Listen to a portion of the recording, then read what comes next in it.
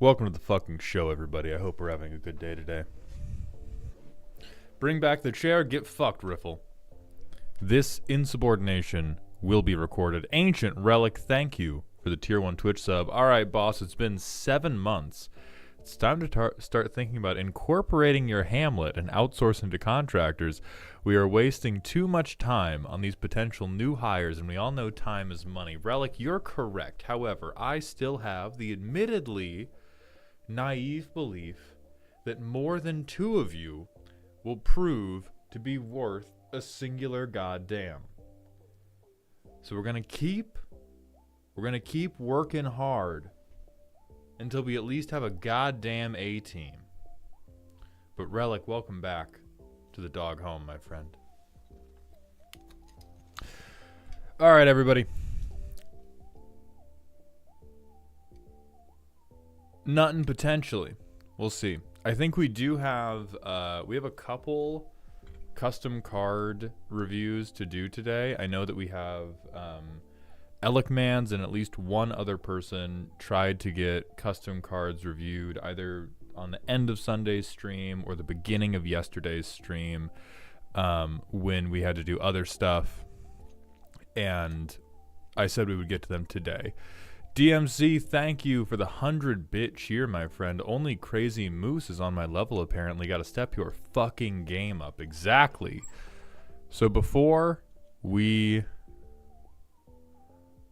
Oh, hell yeah, Relic. Your birthday Thursday? Happy pre-birthday. So before we get into the custom card redeems to then get into the Darkest Dungeoning, I am going to push us into the manual ad zone. And then we have Alex card, and if Gorilla's here, we'll do Gorilla's card. But I think some of the deck roasts we do when the person isn't in chat. But for Gorilla's custom card, we're 100% gonna have the person here to pass judgment on them. Also, Mevo, thank you for the 450-bit cheer. Hey boss, have the rest of my bits. Any chance I could get the next available character? No preference. Mevo, yes, I will give you a very special role. The next person I draft, because I think they're a good character, we will have be named Mevo. So right now everybody's alive, which means we at minimum have to get into submissions to give you the roster space to get in. But as soon as we have roster space, you will be the next named character.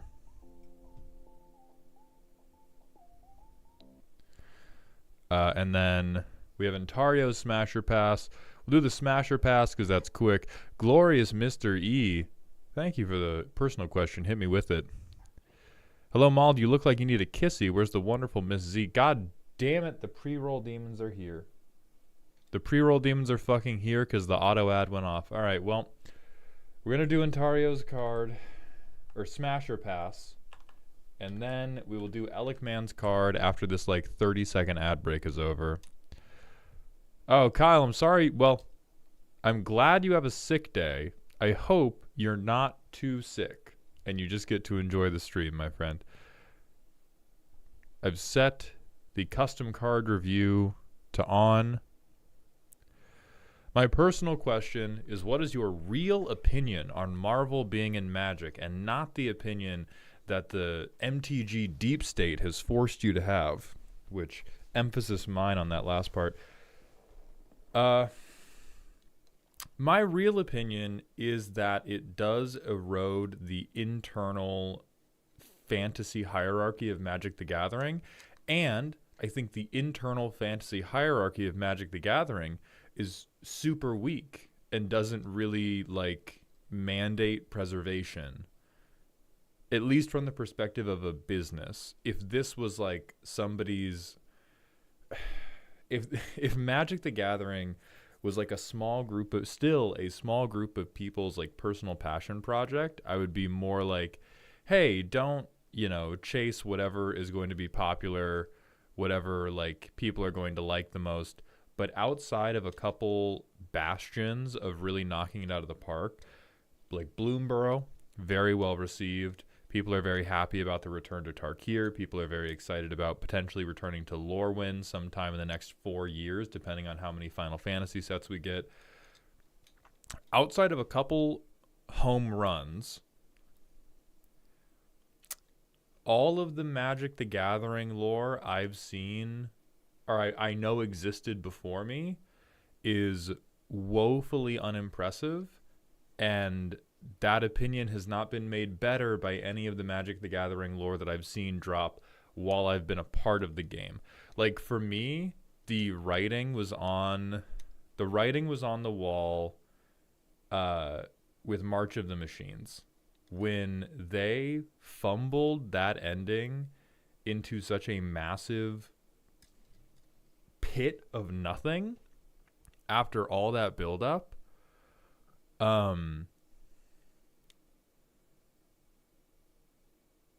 that was the straw that broke this particular camel's back in terms of being like super worried about internal story fidelity.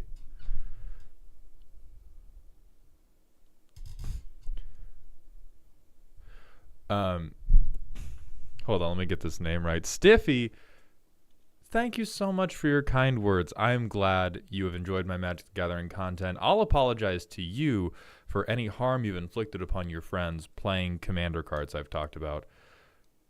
Noda, with people being non-binary, what's the respectful way to replace Miss or Mr.? Is it MX? I don't...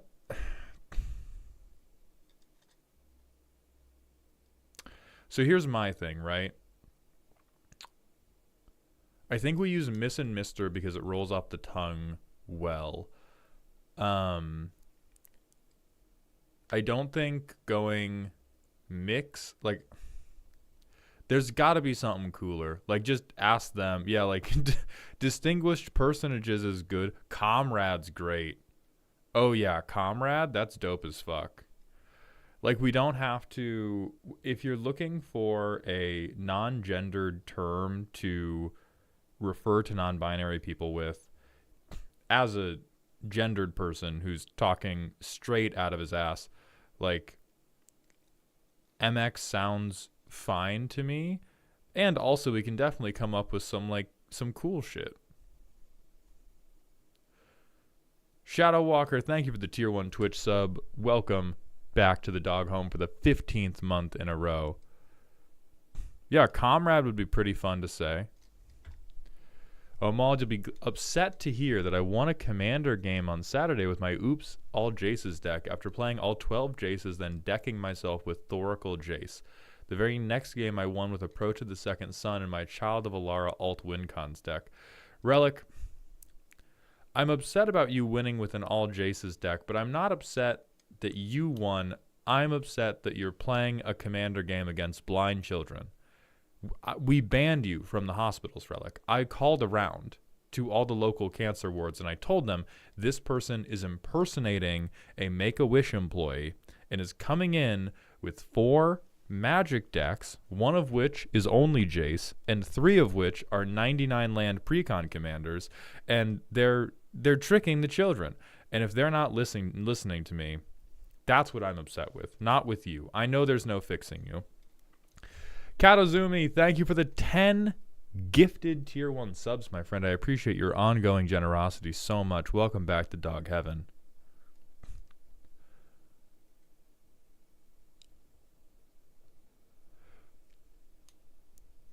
And then, is it time for the dungeon? It's about to be. We have a random smasher pass. We have to do Alex custom card. Farseek. This facial hair looks fucking dumb on this guy, so hard pass. Let's find Alec Man's custom card. And then if Gorilla Azul shows up, we will do Gorilla's custom card as well. We have another Common Rider card. Jund Tutu with Menace Trample. Mishinaga Azuma, Caustic Laborer.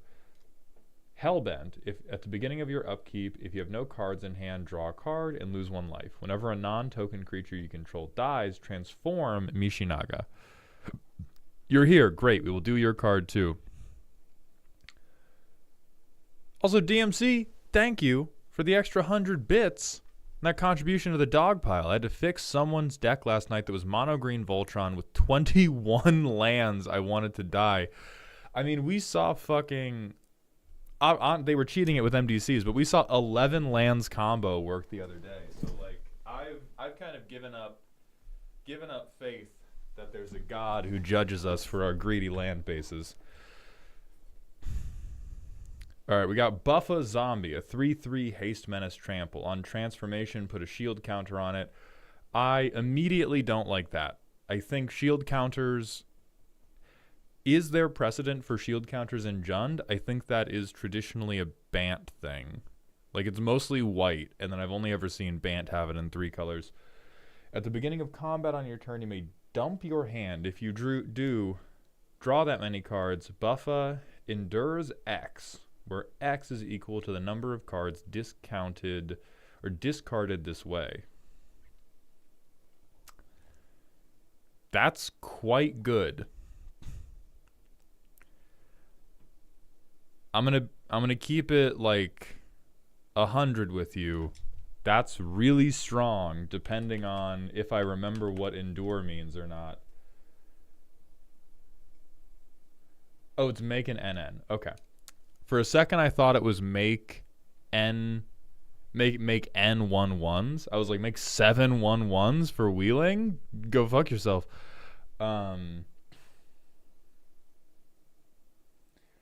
So it's at the beginning of combat, wheel, and then, I mean, there's almost like, what are the chances you actually try to Voltron? I mean, that's what the shield counter's for, if we were actually going to try to Voltron this guy.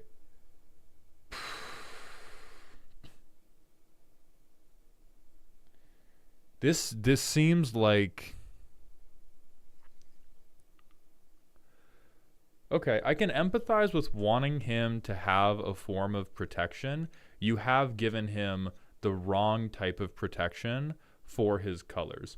Jund does not use condoms, which is what I'm going to say a shield counter is in the context of MTG.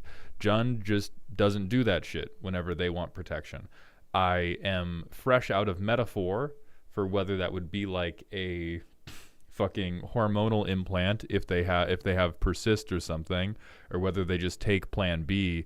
But if you wanted to do protection mechanic for Jund to make him worth the investment, we are working with regenerate, we are working with persist like you talked about, we are working with undying, but we're not working with shield counter. So I will mentally consider this in my mind as like he has some method of not dying if he would die. I think, honestly,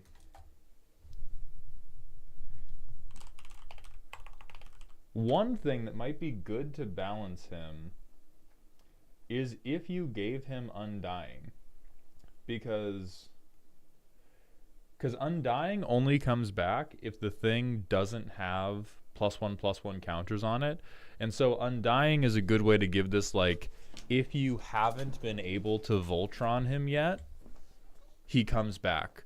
But if you Voltroned him, then he won't come back, which I think is relatively fair. Persist, I think persist kind of like doesn't matter.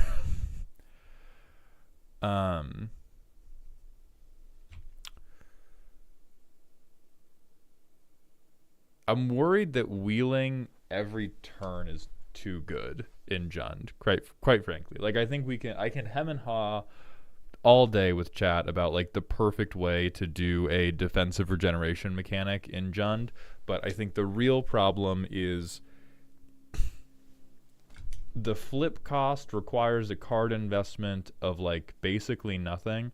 I also think a problem you're getting into is the two sides of the card prioritize incredibly different things. Faust, welcome to the stream, my friend, and Vexera, thank you both for coming by. We'll be moving to Darkest Dungeon in a moment, but somebody redeemed a custom card review.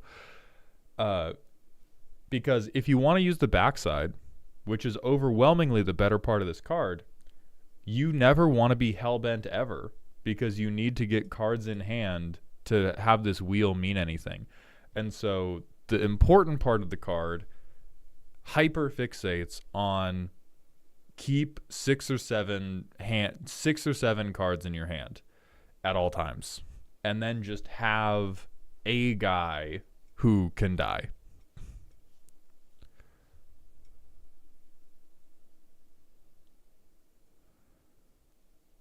No, I don't think we need to walk through like the drafts of the card to judge where it is now. D-Man, thank you for the 100-bit cheer. Welcome to the dog pile, my friend. Obligatory D-Man Olive Garden leper moment. Olive Garden indeed, my brother. Rate of Storms, the custom card review is a Twitch channel point redeem. Unfortunately, I am still limited on how I can involve YouTube chat in these types of redeems because the YouTube just doesn't track like audience behavior. YouTube has all their behind the scenes metrics, but they don't give you guys points just for watching like they do on Twitch. So if you're on YouTube and want something like that, I've pinned the link so you can come over to Twitch and begin earning channel points. Thank you, AFK. I'm glad you're having a good time. Author Faust, thank you for the Twitch follow. Welcome to the doghouse, my friend. So, Alec, I think what would be worth changing about this card is Hellbent either needs to go away totally, and it just needs to be like a different thing that Azuma cares about doing, or the Hellbent benefit needs to be like pretty fucking good to try to convince people to be Hellbent, because the backside is screaming, have lot card in hand, please God. Please, all time, many card, hand, yes, win. And Mishinaga has a like extremely normal, it's like Phyrexian Arena sometimes. MX Reese, thank you for the Twitch follow. Welcome to the doghouse, my friends. Hey, Raid, I appreciate you coming over, my friend. So there is a central, you have like, this is begging for 2 decks and a trench coat type stuff for anybody that builds this. Whereas I think this is like generally real. The idea was the backside would empty your hand and the fronts, and you'd use the front to reload. So should I bring back that direction for this? Ooh, it's tough. You could do it for your personal satisfaction. I think it's really hard to get a well-balanced and functional card that can do that, because you're...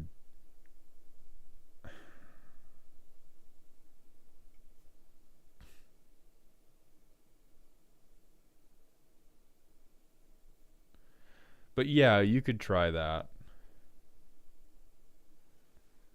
Hellbent's a bad mechanic, dude. That's the problem, is like Hellbent fucking sucks. Cards are so good. I know you know this because you're a little fucking graveyard rat fuck bastard, but access to cards is so crazy goddamn good that I struggle to think of what a like effective and balanced execution of Hellbent that actually like made you want to be Hellbent without being broken would be. Because we could give this guy like Hellbent, draw 5, and then it would be the greatest card in the fucking game.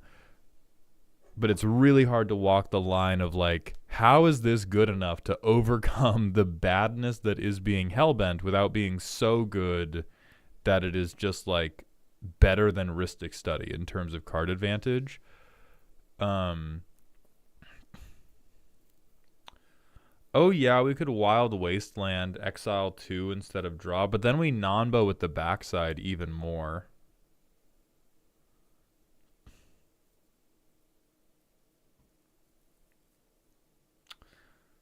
So let me think. If you said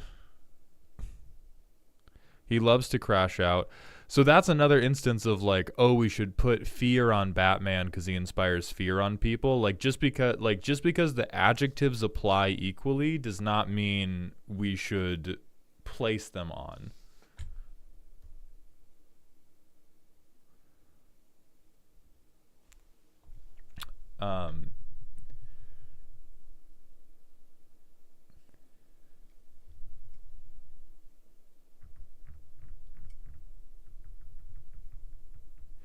Maybe it should be like,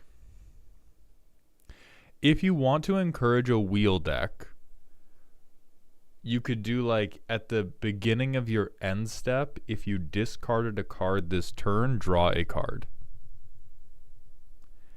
If we want to encourage those types of like card selection type things, because then it's like a draw engine that is not going to like royally fuck. It's a card draw engine that's not going to royally fuck up what the backside of the card wants to do. It's not going to be totally like crazy important. You're still going to want to swap to buff a zombie relatively quickly, which I think is a normal thing. But that would make like, okay, hey, Thrill of Possibility, Cathartic Reunion, all the other wheelie-esque behavior that lets you get a full Jund graveyard. Like, that seems good to me. Gial, thank you for that apology for the crazy, crazy Gunnar work yesterday. Dark, thank you for the random smasher pass. Let's hit that real quick. Hard pass. Unless it was Z. I would still love Z if they were a little blue frog. Then we have another one. Oh, that's one from Zenorm. Pass.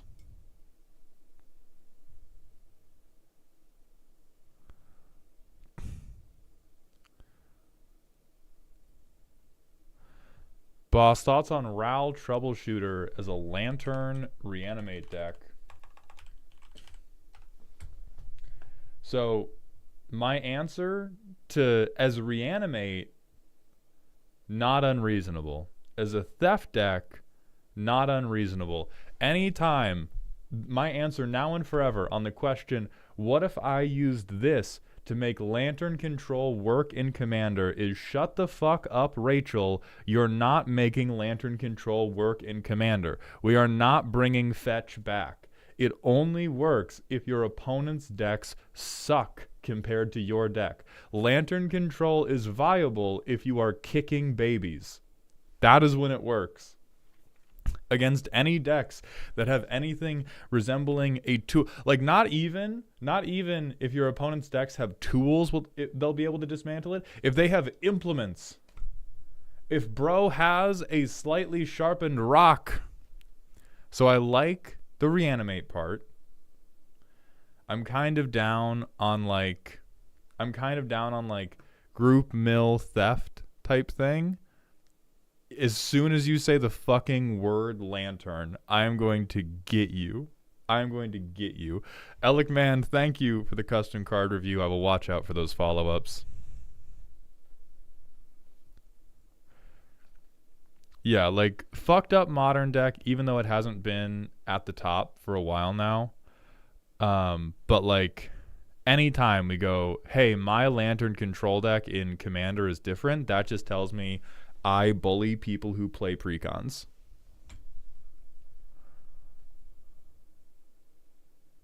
Top is banned in Commander, right? No. Not to my knowledge. Okay, next we have Gorilla's custom card review, because I saw them perk up in chat. And then we have White Breads. We have Baldwin, the Lepa King. 3 mana Boros 4/4. On attack, roll a d20, add X, where X is the number of ores and equipments attached to it. 1 through 9, remove this creature from combat. 10 through 19, double creature's power until end of turn. 20 plus, triple power until end of turn.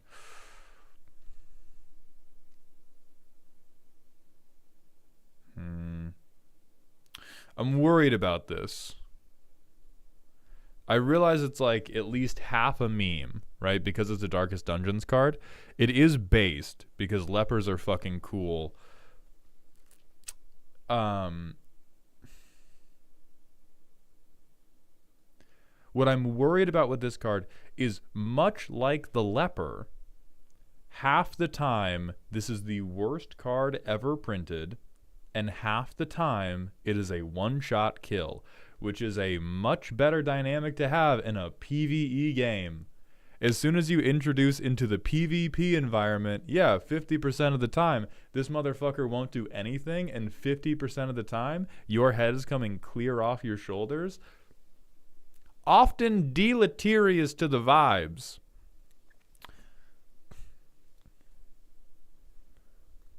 And so I'm not going to say it's broken.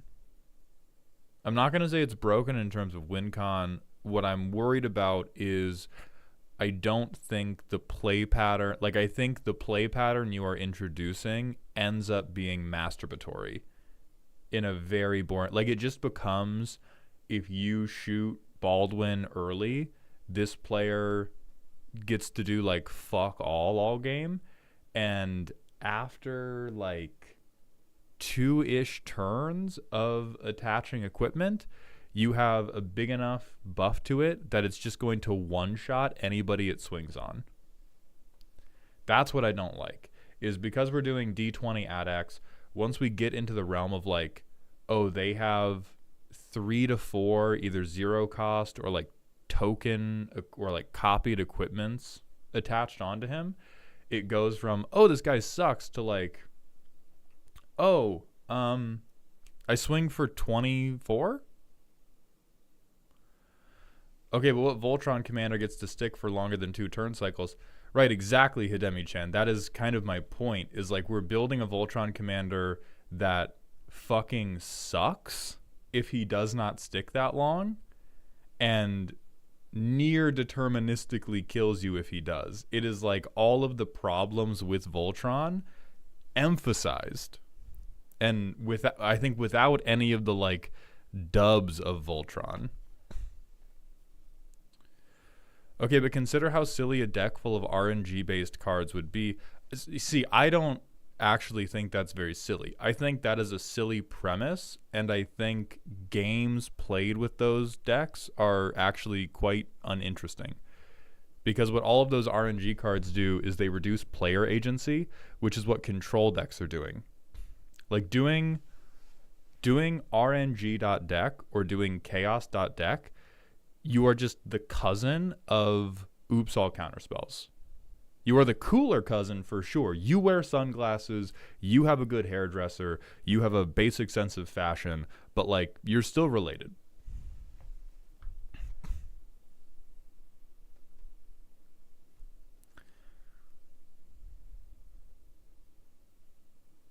Hello, Darren. Welcome to the stream, my friend. So yeah, like as a card, it is funny trying to think through in my head, what do the turns and the play experiences of playing against a deck made for this commander look like? Vibes are atrocious. Vibes are absolutely atrocious.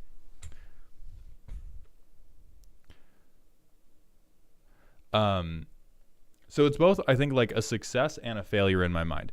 This is a very faithful interpretation of what the leper would look like in Magic the Gathering, and a faithful interpretation of the leper from Darkest Dungeon should not fucking exist in Magic the Gathering. Sometimes that is the case. Sometimes the faithful adaptation of the beloved property just doesn't deserve to be alive in the other property. And this is one of those, even though it's funny.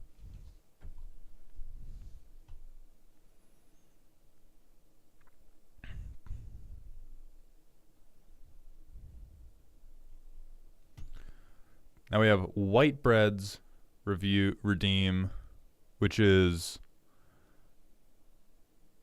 Chisgoria, Forge Fallen.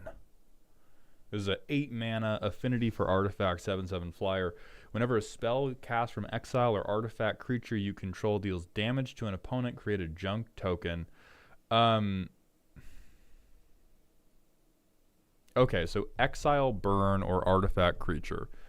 On your turn, junk tokens you control are 0/0 dragon creatures. In addition to other types, have flying, haste, vigilance, and this creature gains +1/+1 for each artifact token you control. So this is a paragraph saying, please, please, oh God, let me use the Fallout cards. Please, please, please, oh God, let me make a mono red Fallout deck that does anything. All right.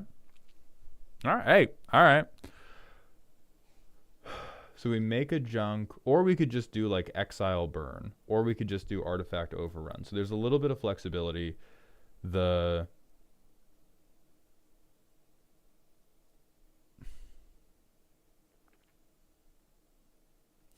don't know how easy it is to make junk tokens is the main limiter on me assessing this card. Like with blue artifacts, I understand, do not give those motherfuckers Legos. With red artifacts, I'm not as confident in like how many you make. Like I don't know how hard we're chewing on the Legos. Affinity for artifacts on a 7/7 is spooky. Like that is 3 mana 7/7 potentially is that's a little fucked up. I think if it had access to any other colors, I would be way more worried about it. I'm going to tentatively okay this one because it's mono red.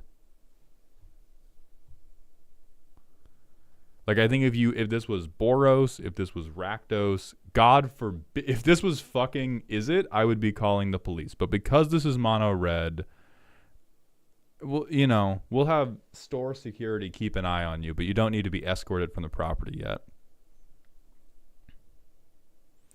We also have Zenoram's custom card, but we do need to hit, the pre-roll demons are going to get us again, so we have to hit a manual ad break. There are a total of 9 cards in this color identity that refer to junk tokens, FYI. Oh, okay. So he does kind of suck, and you do really have to bolster him with artifact creatures or with exile burn. Then I think that's definitely fine. The current Chiscoria, that's a 5/4 affinity for artifacts, already punches plenty hard.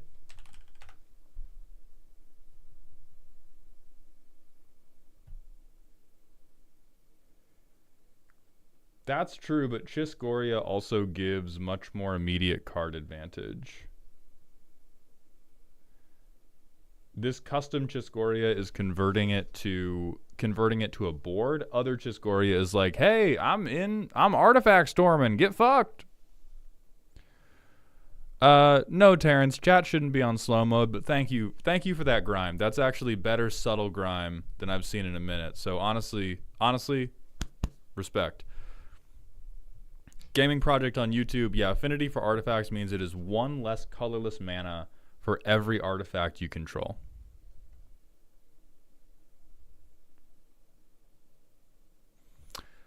Dark, it would also scale with treasures. But just going all in on treasures for Forge Fallen, I think doesn't make a lot of sense.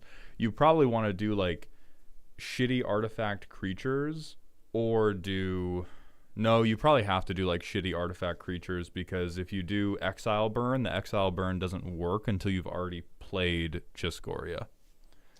Although you would still take like, who's that dumbass little money dwarf Stormkiln artist? You would take that motherfucker. Talarian Dungeon, thank you for the drink water redeem, my friend. Goes infinite with Pact Doll Terror alone.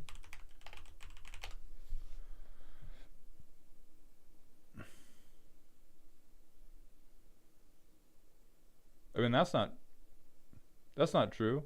That's damage. This doesn't deal damage. This just causes life loss. If there's an artifact creature that deals damage off of artifacts entering, then yeah, we're fucked. And then we do have to have our friend White Bread report for emergency but free bottom surgery. But Pact All Terror, I don't think is the thing we're like hyper concerned about.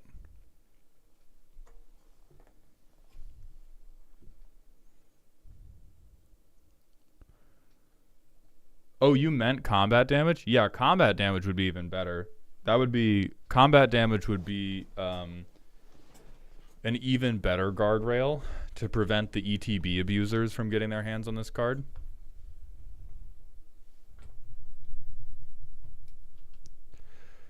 True, Thopter, but Mr. Lifeguard, like, I think red Thopter generation is much more limited than like red-blue Thopter generation. Although, yeah, this guy going into the 99 of an Izzet deck is probably the most fucked up thing in the world. But have you considered we deserve it? We earned that shit. You killed me with dinosaurs, 18 dames.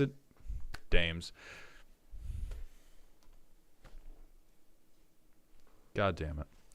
D-Man, thank you for the 10-bit cheer, my friend. I appreciate that penny. Thank you for coming by the stream.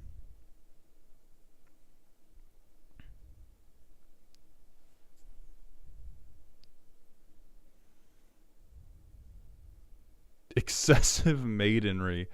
All right, let's grab Zenorim's card. Gianticus Wizardicus. A 4-mana Rakdos 4/4. A giant wizard that's protected from black and red. When it dies, end the turn. Its controller loses 5 life. This is a non-legendary.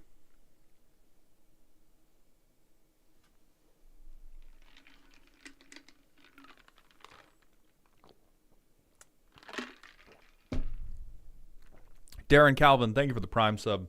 Welcome to the dog home, my friend. I appreciate those Jeffrey dollars. I'm going to keep it so 100 with you.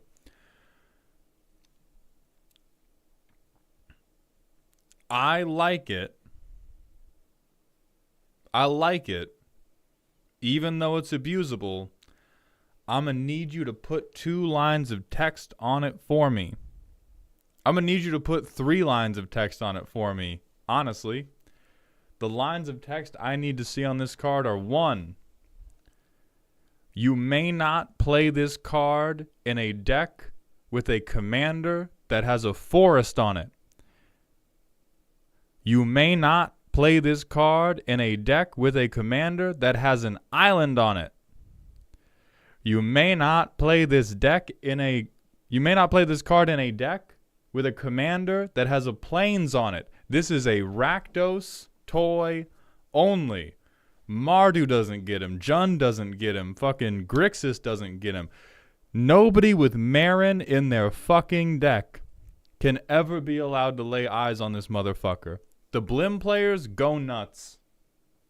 Blim go crazy. All right? Rakdos go crazy.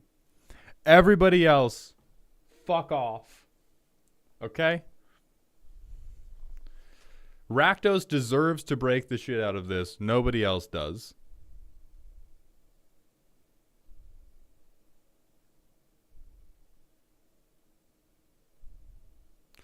There should be a mechanic that says incompatible with X colors. Yeah, like there should just be a mechanic that says like if this is ever on the board with something, if you ever control a permanent of this color while you own this thing, exile it. Apparently a Titan, thank you for the Prime sub. I appreciate those Jeffrey dollars. Welcome to the dog home, my friend. Some anti-companion. Yeah, that's the mechanic we need.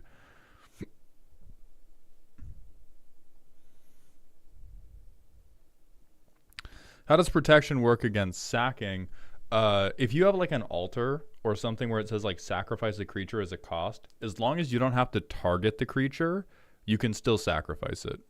If it just says as an additional cost to cast a spell, sacrifice a creature, you can still sacrifice it even if it's protected from the color of the thing you're using to sacrifice it. It just says like if you had anything that said sacrifice target creature, which I don't think is even a thing, but if you had that, then it would stop it. Gilmain, thank you for the tier 1 Twitch sub for the 11th month in a row. We're almost at our anniversary. Welcome back to the dog home, my friend. Knightsy, hit me with that rant request, and we gotta jump on in to this dark dungeon.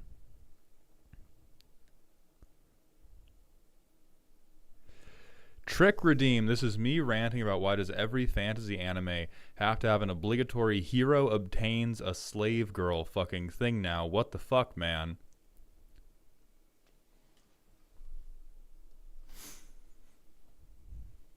What are we watching, Knightsy? Let's we talk about this a little bit.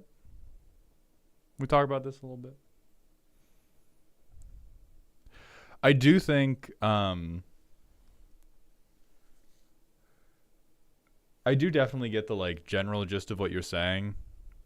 I thought it was gonna be a normal fucking show about a healer guy. Did you watch Redo of Healer? Did you watch Redo of Healer with no context? Cause we gotta go away from the blaming Nightsea screen and we gotta take this man to the hospital. Bro, bro got hurt. Bro, bro got jump scared by Redo of Healer. Oh no. No, it was the brilliant healer's new life in the shadows.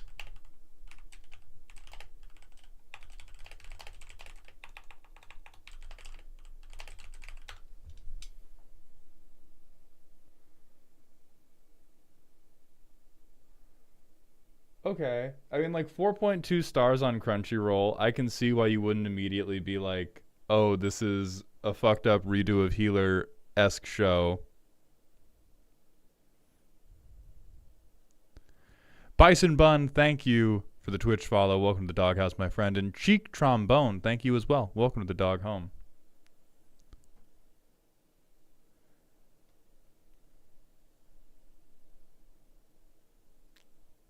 I mean, I think it's like, so here's my tinfoil hat theory in terms of why, as Shrub is saying, aren't all isekais just harem anime? Here's why I think a lot of the isekai genre is steadily transforming into being harem animes or like glorified harem animes.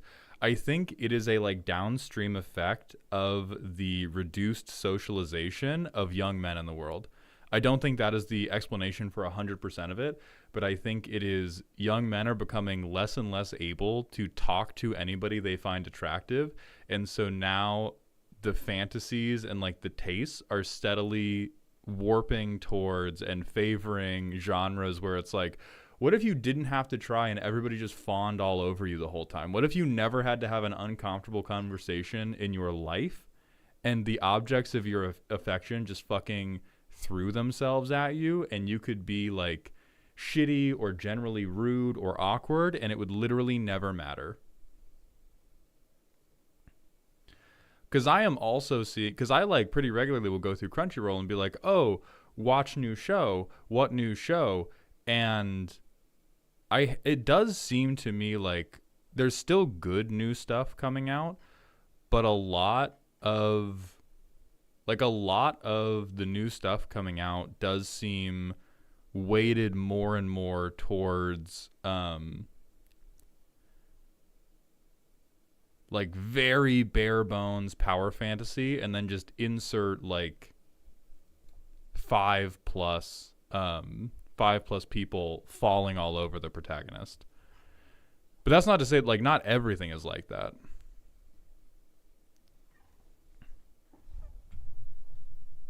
This is an always has been meme. It's definitely always been around. I'm not even purporting that it's gone from like, oh, this was never around when we were kids and now it's all that's available. But I think the needle has been like slowly and steadily moving that way, right? I don't think we have seen like a shift in the tectonic plates.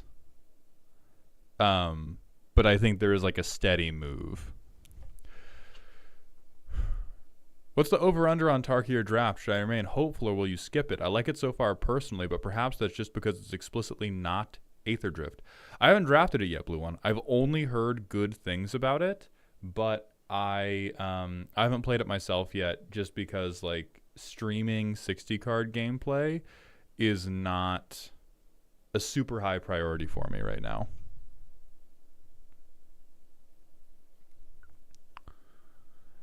Eris Time, please let me know the rant. We're probably going to hold off on following through with it because we've been live for almost a full hour and we have not been in the dark. We've not been in a dungeon. We've not killed any of you for failing me. What the fuck is happening? But do let me know the...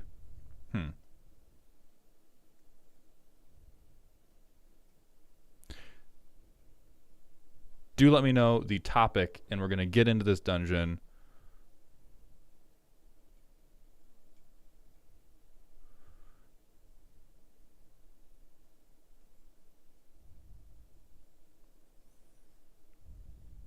Metal Joe 666, thank you for the Prime sub for the second month in a row, my friend. Welcome to the dog home, my friend. I appreciate those Jeffrey dollars. Okay, let's get out there. Do we have any good... Okay.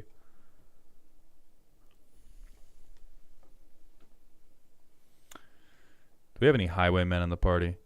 Ignatius11, thank you for the Prime sub. And Sheep Avenger, thank you for the Prime sub as well. Ignatius for the third month in a row. Got to make sure my primer's used before my roast on the 28th. Thank you, Ignatius. Welcome back to the dog home. I appreciate those Jeffrey dollars. So, do we even have a highwayman right now?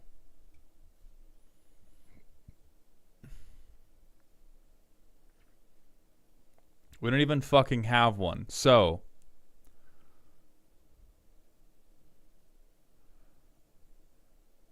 what I want to hear from chat is who's my next highwayman? And why the fuck do you deserve this when every other highwayman has let me down? Because we've had a number. We've had a number that we thought relatively highly of. And they've all died. You know what? It's me because I paid you. That's the only reason. Let me be the highwayman. Surely I can't let you down. Katozumi did gift 10 subs.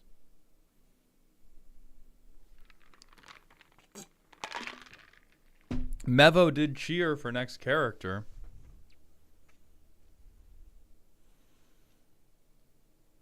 This is a compelling argument that you all have tithed appropriately. We shall purchase it. We shall purchase it. And we shall go forth in quest. Okay, so I need... What are these? I need deeds. We need a deed max right now. What's this ring? Tough ring. So lots of stress. You do less damage, but you just take 1,000,000...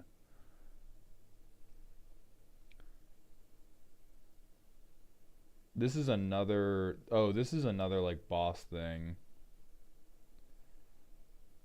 Can I get some fucking deeds, please? Alright, activate 3 corrupted altars. Perfect. Is this team stressed at all? I mean, barely. Who's this? This is... Oh, this is Riffle Dupes again. I mean, do we want to send you all back out? Or are there other people that we want to get back out here? I think I want to get Duke and Scamp to level 3. So Cyberite, I think you're going to take a little rest.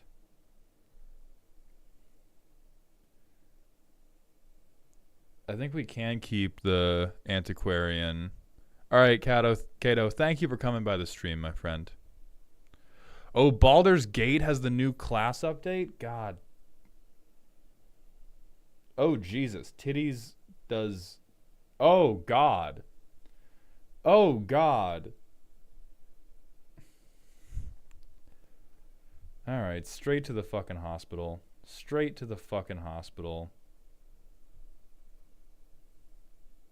Alright, so neither of you two are allowed to do anything. Let's pick from the team with that in mind. Who else can we get? I kind of want to get Girthy Poro up to 2 so that they get close to being able to join the A-team. I also want to take Troper, but I'm not taking Troper as a fucking position 2 right now. Let's allow Brit 2 to get their debut. Salty, thank you for the $5 tip, my friend. And Verity Vargas, thank you for the 300-bit cheer. Bossman, could I be put on the list for a female or neutral presenting role? You sure can. Let's not do that, Zoria. I think it's going to be too difficult to manage the genie rule with that. So I think we just double heli on it. Yeah, we're just going to do double Helion, Antiquarian. We're not going to fight the Siren. We're going to go do the deeds. This will be fine. Does anybody hate the runes? No, this is fine. Yeah, this is chill. Are there any, like... I mean, I could put this on, but I don't think it does anything. Gives them a warrior's cap just for a little bit of accuracy. Like, missing on a Hellion just hurts so fucking bad.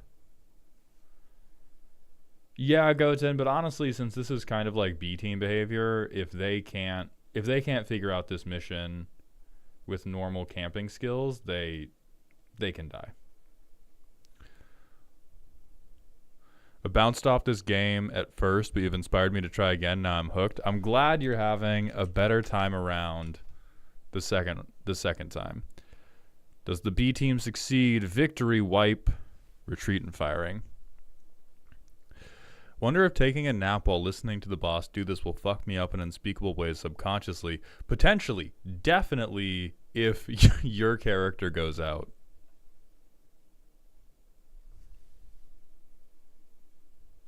And Salty, when you tip, something's wrong with the Streamlabs alerts, so I can't see the tip message directly. And so I'm going to try to pull it up, but if you had a tip message, please paste it in chat for me so that I can see.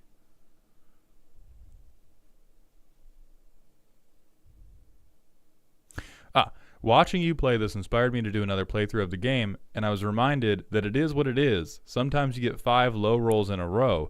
That is true. That is true if you have losers on your team. If you have non-closers on your team. Cheek Trombone, thank you for the 3-month sub at tier 1, my friend. Welcome to the dog home for a good long while. Real name, congrats on that jury service getting canceled. Let me see if I can find... So that's Curio. I'm looking for altars, which I believe... We hovered over this before and they were called quest locations. DMC, thank you for the 100 bits. Boss, we know the Vizier ain't going anywhere. Come on now. Besides, not enough of these folks to fill out the A-team yet. Not right now, but I think by the end of today. We will. Well, thank you, Trombone. I'm glad to see you coming by. I hope you enjoyed the stream.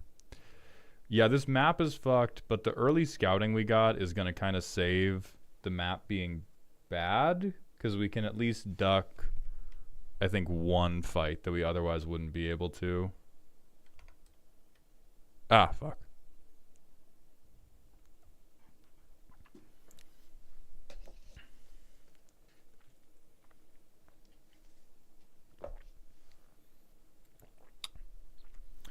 None of these guys can resist Blight.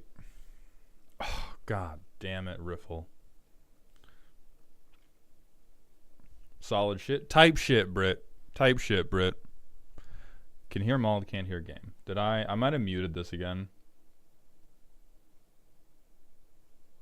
Save. Let me go to OBS. I muted my headphones. My fault. I muted the headphone sound source. Islore, thank you for the 100-bit cheer. Like many others here, you've inspired me to get the game and start playing it, and because of my poor performances early on, I have waited until week 80 to get my first abomination. You are so deep in the fuck... This playthrough was on like week 55, Islore. You are fucking committed. But I mean, honestly, real shit. Fuck the abomination. Lightning bolt!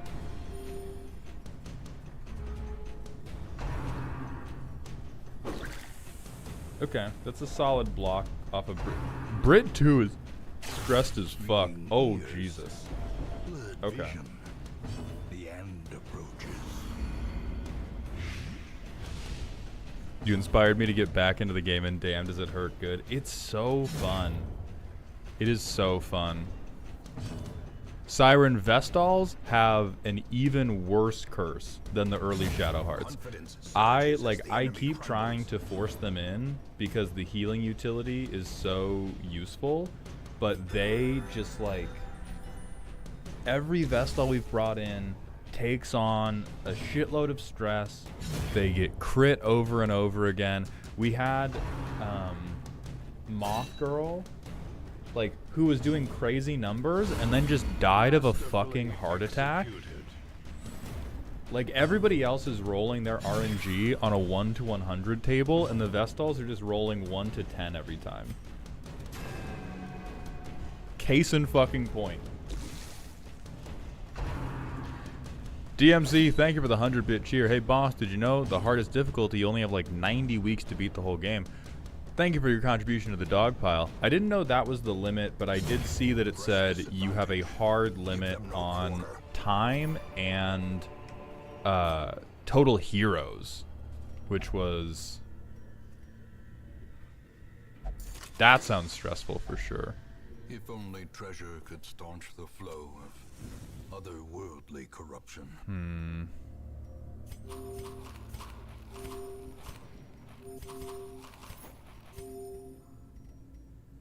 I mean, I guess...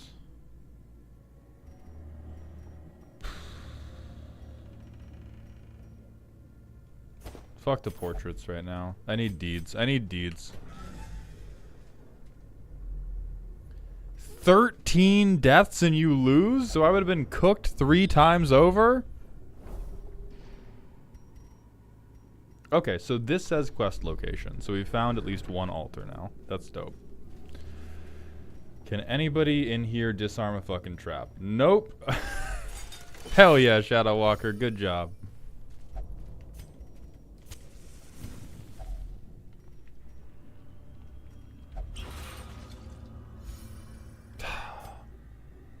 I need to remember what these do, because the different types of like things you can use holy water on do different shit, and I should have been using that on Brit. But I'm too antiquarian pilled, too loot hungry.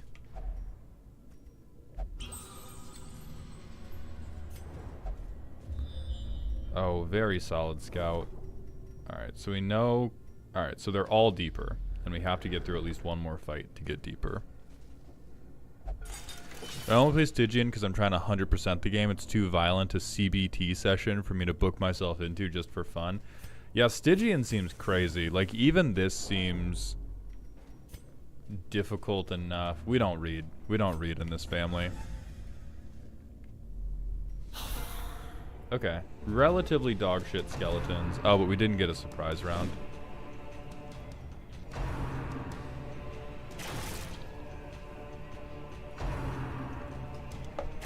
Hey, what the fuck? Get off my fucking money, guy. Thank you, Shadow. Kill that guy. Correct. Riffle, I don't know, cower. The fuck are we doing? Yeah, we'll stun this guy up. Fuck this guy. Author, I'd recommend, it's honestly, it's quite fun. Like, I've swapped over to being the petulant CEO as a bit, but it has made the game really, really enjoyable. When I was deeply frustrated when I was playing this like you would play. A dizzying blow to body and brain. This game fucking sucks.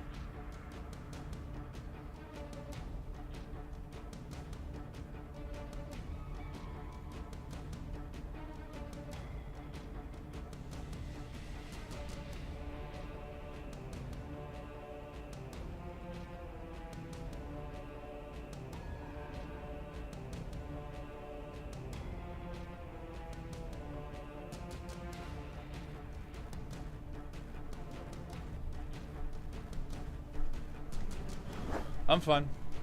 I'm fine. I went and got a kiss. I went and got a kiss from my wonderful girlfriend. I'm cool. I'm cool.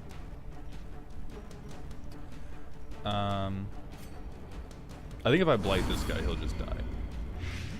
Chill.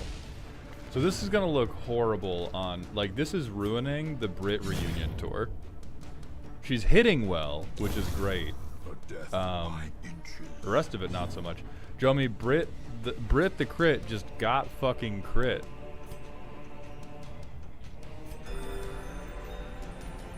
Yeah, Colin, I do unfortunately agree that there is a lot of use for status moves.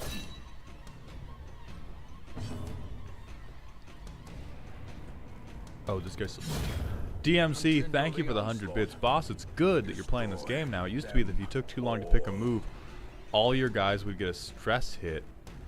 That's so real, and also, fuck you, it's PvE!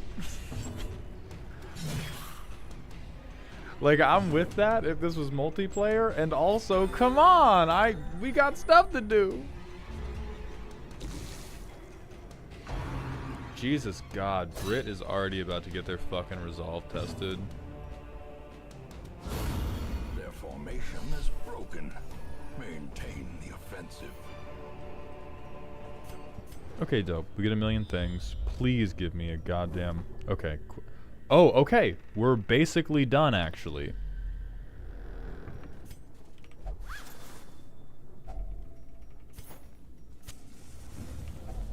Because we have one altar here. We have a treasure room back this way. I'm like about to camp just to fucking de-stress Brit. Honestly. I don't, like, that sounds crazy. But I'm about to take a nap just so that I don't have to fire Brit for being an abusive narcissist. Circle in the dark. The battle may yet Yeah, be fuck won. it. Eat 8 food, dude. Who cares? Everybody heal to full. Everybody fucking relax. Minus 15 stress. No, that is... No, okay. One companion. Sing to him. Sing to him.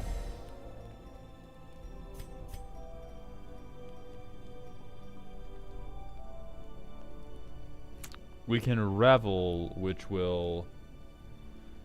God. I'm gonna fucking do it. I'm gonna take the debuff just because I legitimately think... I think the only thing that goes wrong from this position is Brit fucking crashes out and kills it for everyone else.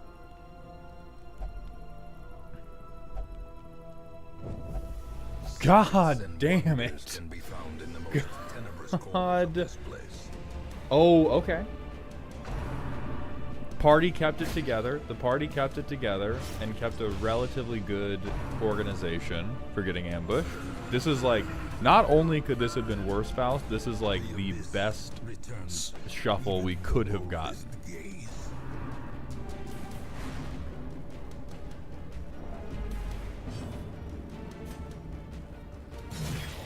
Alright, Shadow, kill that guy.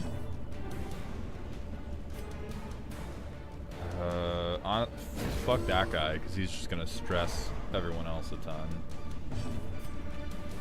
Just in case Brit doesn't kill this guy.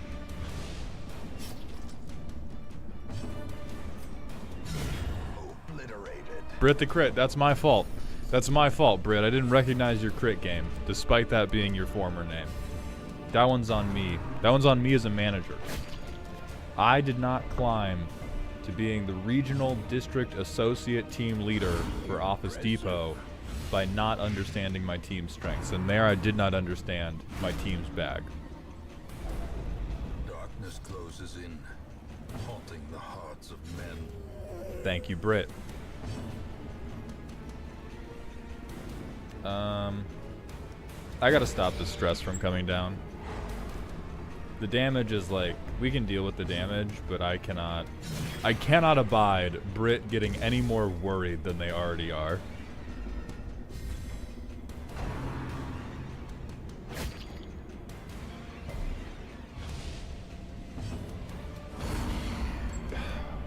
Get the fucking...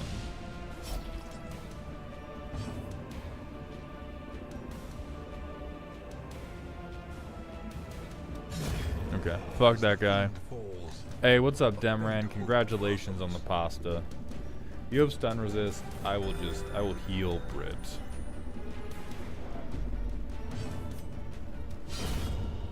Dope. Alright, body out of the way. Stress out of the way. I'm so tired of going. I'm never doing Revel again. In my whole life, I am never doing Revel again. This -2 speed shit is bogus. DMC, if drunken parties one partakes, the following morning our medicine we should take. Thank you so much for the 100-bit cheer. You are so right.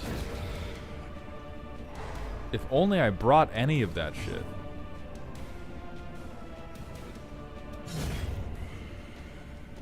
Islor, thank you for the 100-bit cheer.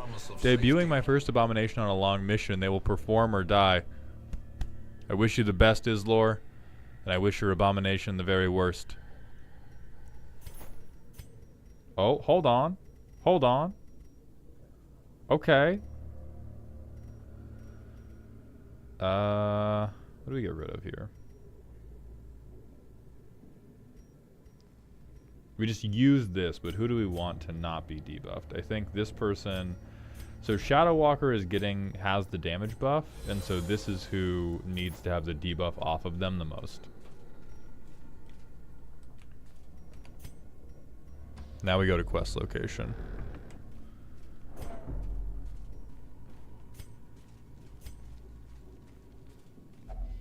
Even the cold Got him. Seems bent on preventing passage. We don't have holy water, so we'll see if this still works. Oh, but they lost weak grip. Okay, I'm fine with that. Can UI advice be non-genie? Sure. I'll say interface advice we will allow.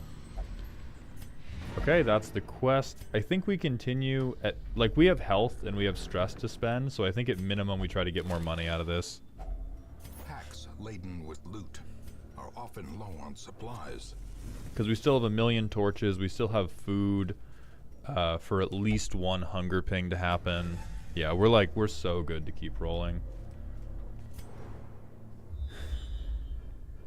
Curio. Yeah, double battle. So that's 3 different instances of loot we can grab here. I fuck with that. We don't fuck with reading. Oh, I hate these guys. Oh, I hate these guys so much. Diminished. Yeah, fuck off. Put the shotgun. That's right. My team dodges. My team dodges. They're different. Fuck ass bitch. Stupid ass fuck ass bitch. Die.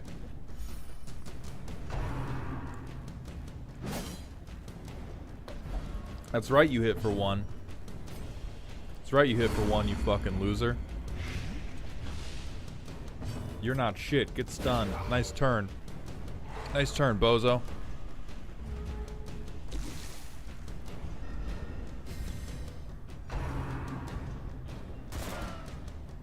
To the left of the inventory above the map button, there are 2 arrows. Ah, default party order. Thank you. That is useful.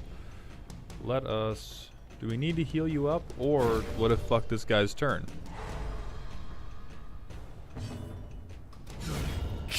Annihilated. God damn. Alright. Sick as fuck. Now we just get bodies out of the way. Yeah, hey mods, skip this guy's turn by killing him.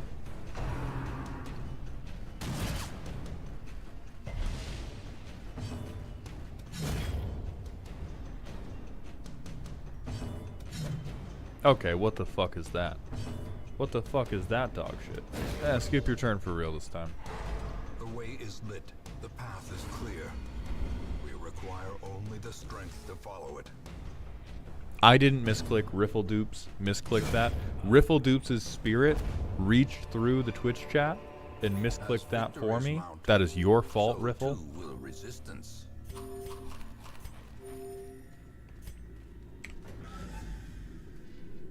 Embarrassing.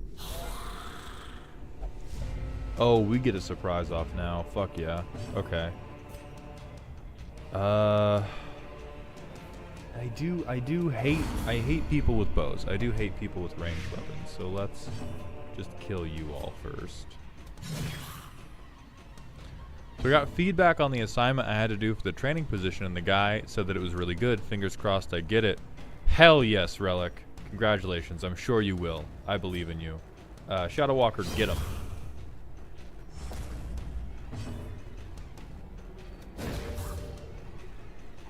You get it, Poro. Alright, Miasma sent in a custom card, so once we finish looting this already beaten dungeon for everything it's worth, we will check out Miasma's custom card. I got rejected for a job at the grocery store. Were you putting your custom cards on the resume? I am sorry, boss. But listen, I'm contractually obligated to never miss an opportunity to grime, especially if you're in Twitch chat. But damn, that sucks, dude. Give me a custom card challenge of any kind, Mauled. My creative juices are flowing. Make Bant cool. That's your assignment. Challenging me like this. Make Bant cool.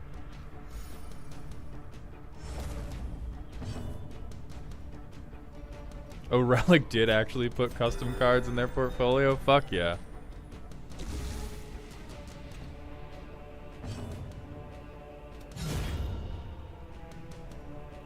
Okay, Shadow Walker's sick as fuck.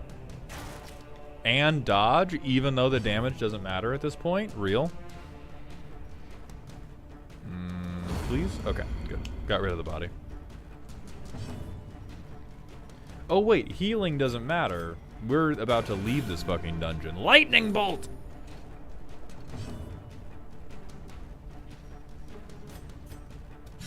Sick as fuck.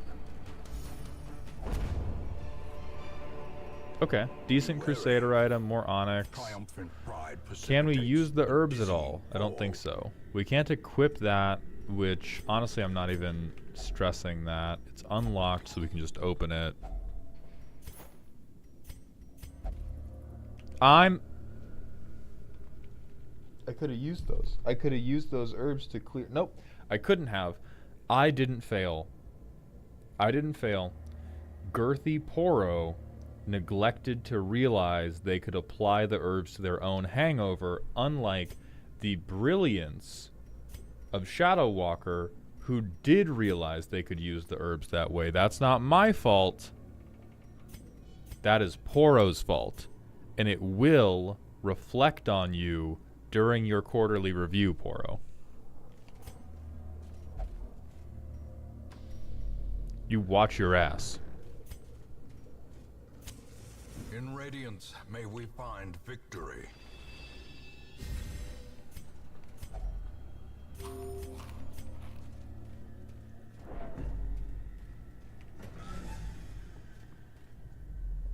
I thought you were realizing you didn't open the chest with Antiquarian. Marcy, thank you for your contribution to chat. Enjoy your ban.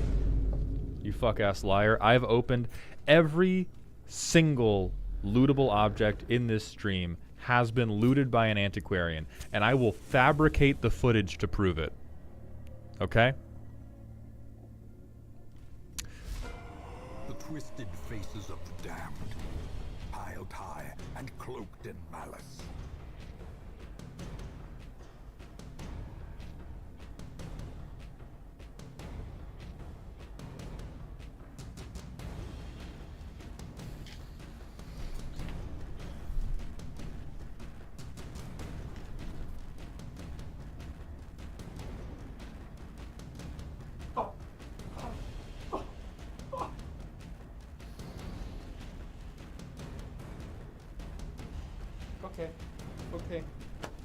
Okay.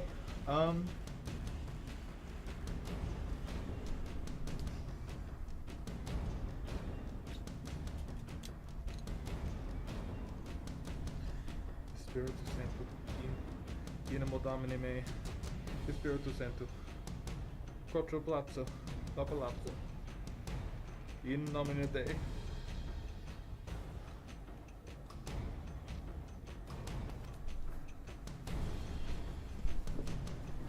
This is gonna be fine because this time we have a team that's adequately prepared to handle the collector.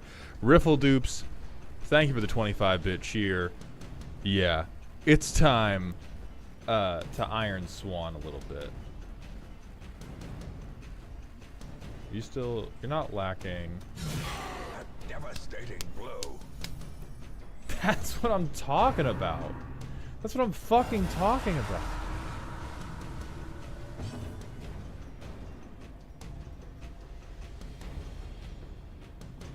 That's less of what I'm talking about. Okay, so they have... Okay, so only Brit has Iron Swan, which is not my, like, most favorite thing ever. Oh, but this guy is not particularly blight resistant. He's kind of stun resistant. I think it's more... Fuck it, I'm gonna try... Oh, I can't hit that far back. Okay. I can at least... I would like to call back to when Girthy Poro said, I haven't missed a single swing this run.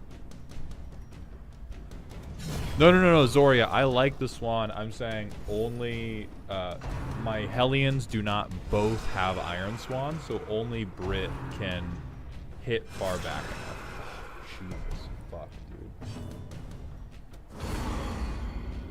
Seeker of Sight, thank you for the Prime sub for the second month in a row. Welcome back to the dog home. So, like... Oh, she has to be fucking in front, though. Okay.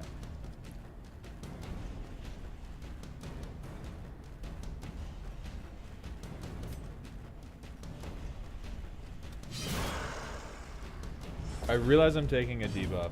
I think this will still work out overall. Okay, solid lightning bolt. Solid lightning bolt. He is at half. Highwayman, Man-at-Arms. Highwayman's lower. Shadow Walker has a better chance of killing. Okay, dope. Technically would have killed both, but I am glad that I head knocker. Okay. Oh, stun resist. Poro, that's great for you. No damage, just stress. That's fine. Riffle dupes coming in pretty goddamn clutch, I'll be honest. We're just gonna adrenaline rush this turn. So we actually have to stop killing the little heads, because Iron Swan can only hit if this motherfucker is like all the way in last. And so when he's in position 3 or whatever, we can't fucking hit him. What's that do? Oh, she's fucking marked. God damn it. That's fine. I don't care if that one's guarded. Oh, but now Walker. A powerful blow.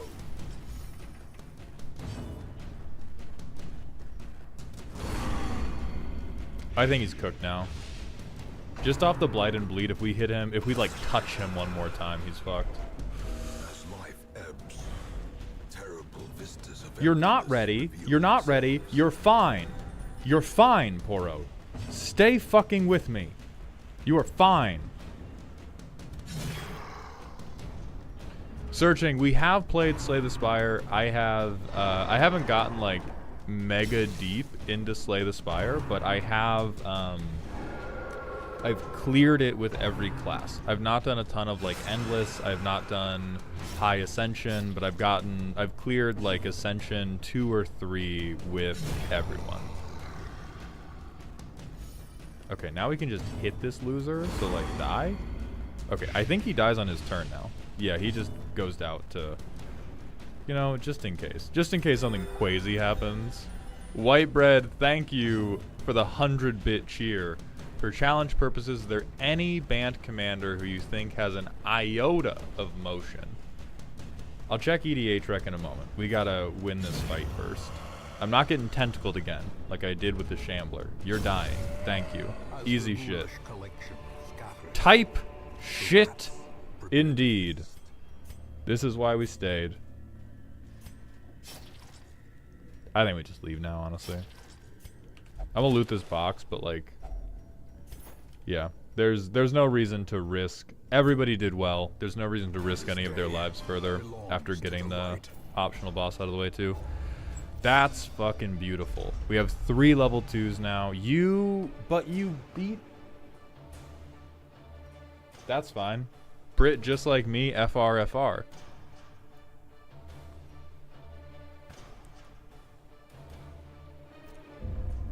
We have to clear that fear of unholy bullshit. I'm not doing that. Okay, and we want to go back into the ruins now. First, let me handle who has to be in the sanitarium. Who got the fear of unholy? It was Shadow Walker. That is a disappointment. I would have really liked to send Shadow Walker back out on that quest to take advantage of the extra resolve experience. Atlas, what the fuck is wrong with you?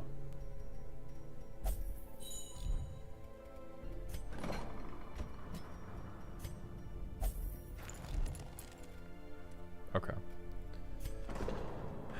Nobody else like super needs stress relief.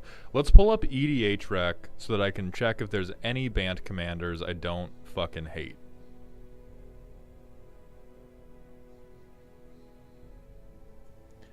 Divik, we currently have no DLCs installed. We are going to be doing like this game, then Darkest Dungeon 2 without DLCs, and then we will consider going back with some DLCs.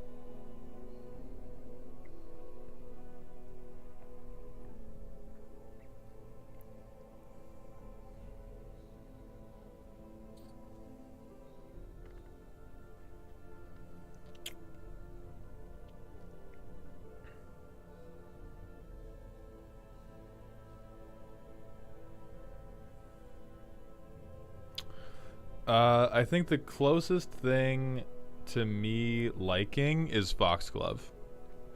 I think this is the one I like the most, and then I'm also okay with Kroos Defense Contractor. But Foxglove is the best one. Then we have a custom card redeem to do from Miasma. So let's get over to that business. And we also have one from Danny UG. Blackthorn Reclamation, a 6-mana sorcery with Delve, so it's a 3-mana sorcery. Distribute 3 defender counters amongst 1 up to 3 target creatures, then destroy target artifact or enchantment for each creature with defender you control. Each player sacrifices a creature with defender.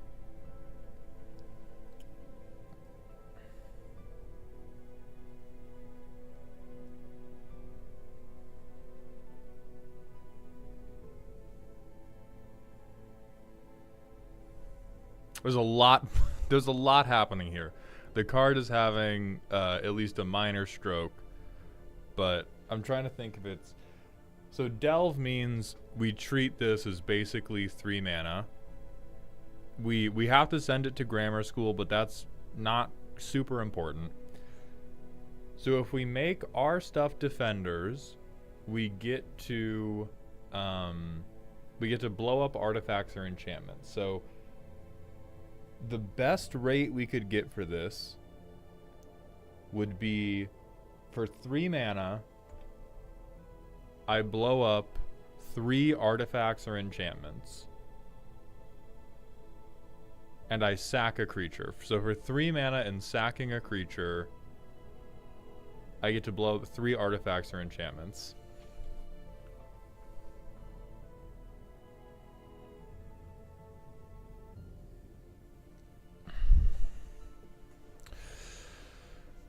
I think that's okay.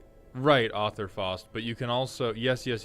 We can also use it as an edict effect. That is the flexibility of it, but we need to investigate like how good is it at each of the things it's doing. Because if we use it as an edict effect, then it is 3 mana, each opponent sacrifices is a creature I choose. That's pretty good. Because if we look at other, like even Soul Shatter is 3 mana, Edict, and it's just your most expensive thing, which is typically what you would choose. However, being able to pick seems pretty strong. Yeah, Miles, I think you captured the flavor quite well. All we're really bickering about right now is if the mana cost is appropriate, which I don't think it is. I think...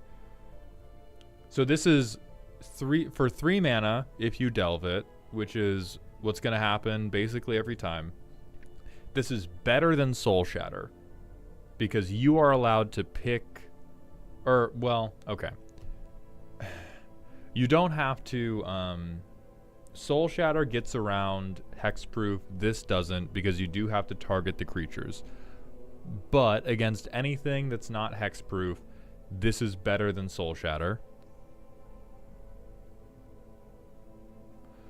Oh, Soul Shatter is instant, and this is a sorcery. That is relevant.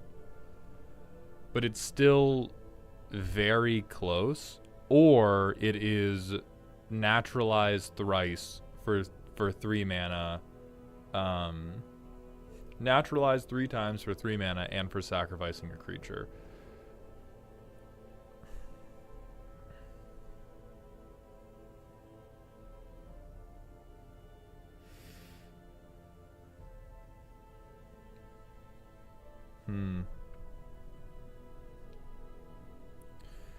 I don't know if we necessarily change the effect.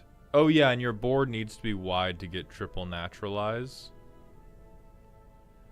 That is true. If you're just in a Butts deck, then it, like, for Felithar, this just becomes like, I get to edict, but I pick, and I board wipe.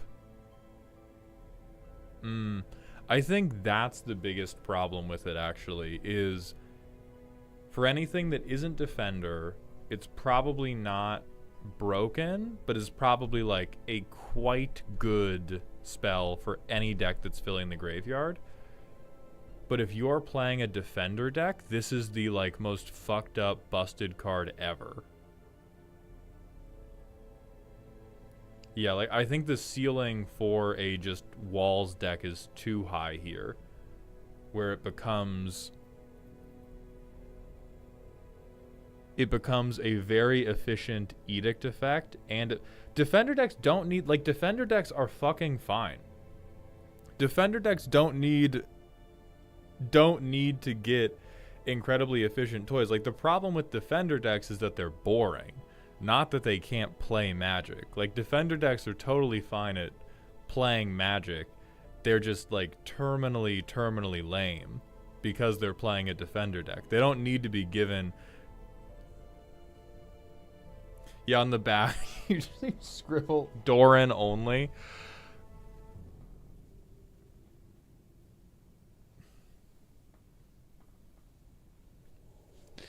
I think if you did destroy target artifact or enchantment for each counter placed on a creature you control this way, that would be fine.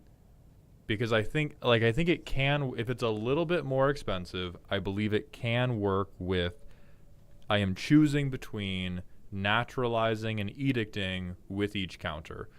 But,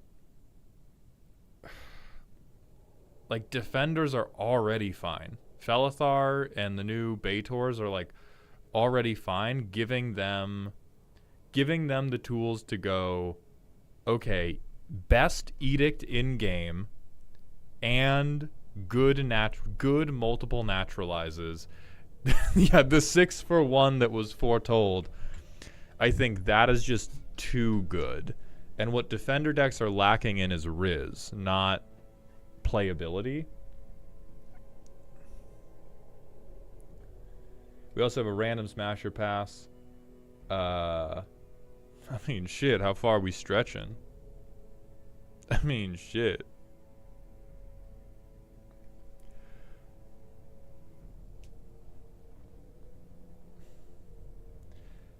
I mean, pass. Domain expansion, infinite edge session does not sound like my type of thing. Oh yeah, we had Eris times rant as well. Eris, if you could repost that, that would be great. Dark has asked for another random smasher pass. Hard pass, fuck this guy. Not literally. Rant, last night I was playing Magic with a new group, had another trans woman insist on using they them for me because they use it for everyone, and everyone should be fine with it and not be a dick about it. Please rant about this because I want to feel justified for wanting to make a scene. I didn't because I wanted to play Magic. You are so fucking right for that. I think so I'm going to come at this from the perspective of the other person who was forcibly using they them upon you. The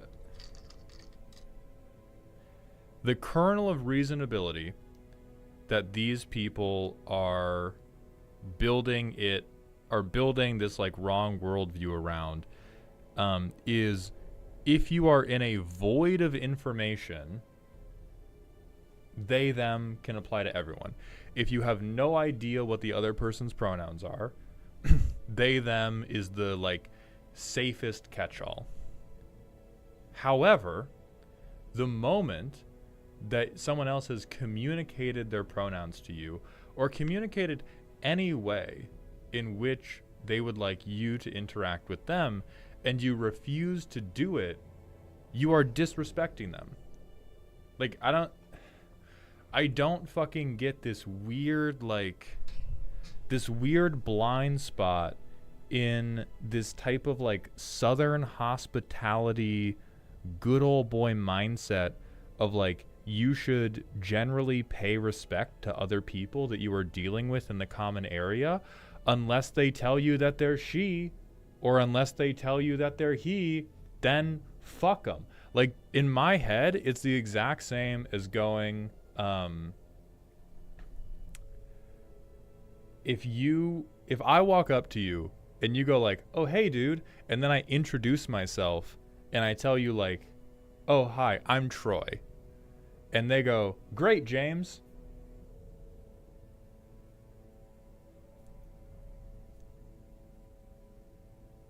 And they try to hide behind that because pronouns are usually less refined and unique than a name is. And so they typically go for like, oh, well, I'm just using a catch-all rather than using your name.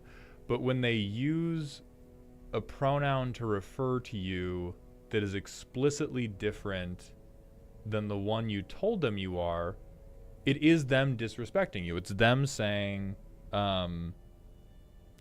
the like minuscule iota of brain power it would take for me to remember anything about you is not worth my time. That is what it is as a statement.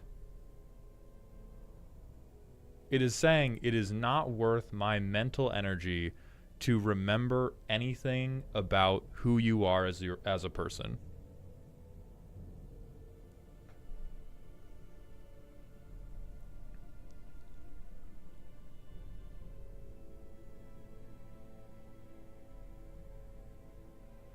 Or yeah, a nickname that somebody's already, that you've told them not to call you by. And like, I think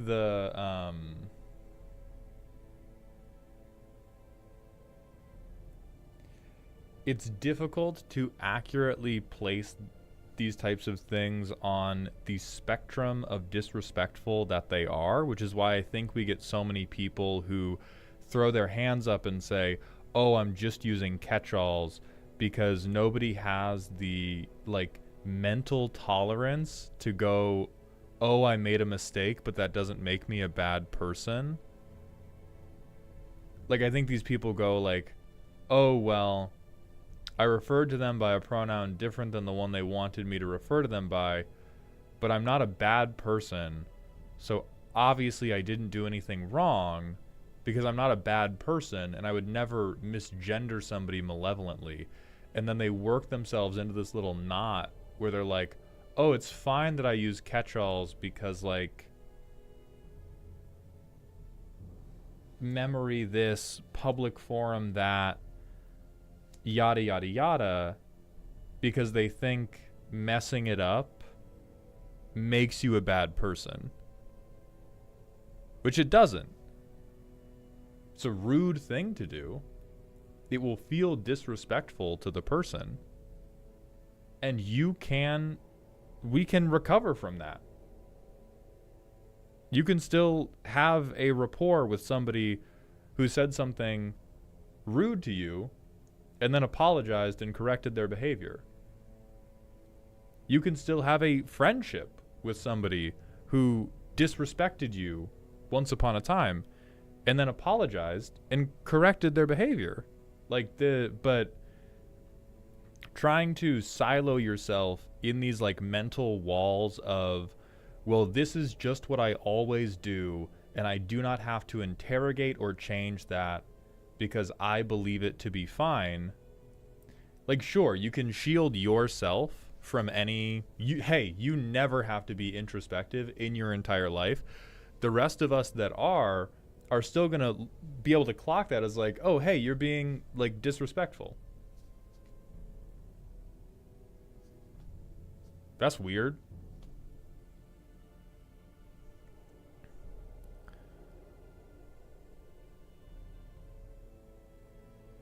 Yeah, and Azoria's pointing out, like, there's a lot of, if you are trans, but you are specifically not non-binary, you're specifically like, I am she, or I am he, and they continue to hit you with the they, it's often like, I'm calling you they because I don't think you pass, not because I am respecting you as a trans person. But the like, I'm gonna call you the neutral one because I personally judge you as unqualified for the gendered one that you have identified with. Versus people who want the neutral one because they don't want to, because they don't identify with the gender. So yeah, it's bullshit, it's stupid, and I think it's one of the like most unfortunately common things for people to be like, because this isn't the end of the world, I shouldn't I shouldn't change it about myself. Because I am not like these are the type of people who end up Christian because they're afraid of hell and not because they care about other people. Is the vibes I get from anybody that does that. Is they're like,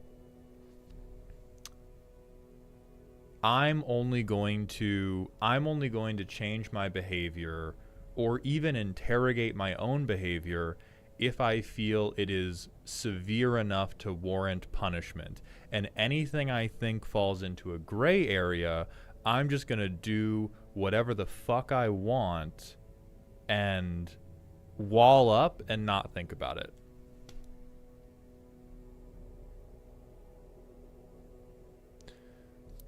I have trouble with this because my ex-wife has come out as non-binary. I consistently have to apologize to them because I keep slipping and calling them her due to the habits I had when we were married. Those are very difficult to break, and I think the important part of your statement is consistently apologize to them. I personally don't think you have to, like, you know, prostrate yourself at their feet or like mentally flagellate yourself every time you mess it up, but just a simple going like, Um. Oh yeah, she's fuck. They're right over here. My beat. Like that's fine. Like it's not. It doesn't even have to be. Yeah, she, fuck, they. It. You don't have to write like an essay about how you respect gender identity every time you get it wrong. Like, it just has to be like, "Ow, rats." Like I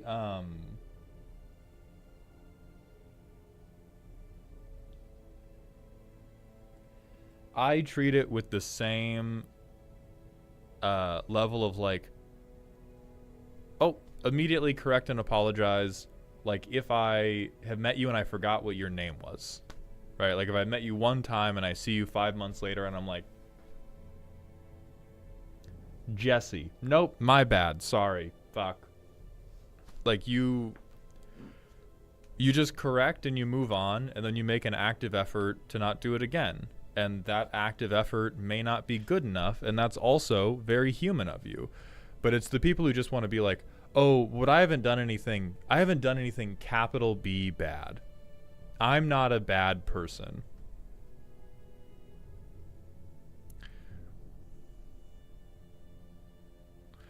Like, I think if any of us were omnipotent and we were trying to ferret out like performative good people, I think the way you would do it is as God or some omnipotent being, you would set up a like punked style TV show where you got somebody to misgender somebody else and then confronted them, and you asked them, hey, did you just misgender that person? And anybody who goes, I'm not a bad person, straight to hell. Anybody whose immediate response to that fuck up is, of course not, I'm not a bad person, you just chuck them into the pit of fire. Along with everybody who's like, fuck yeah, I did. It's just like, yeah. Anybody who goes like, oh shit, yeah, I did, immediate heaven. Immediate heaven, they'll be redeemed.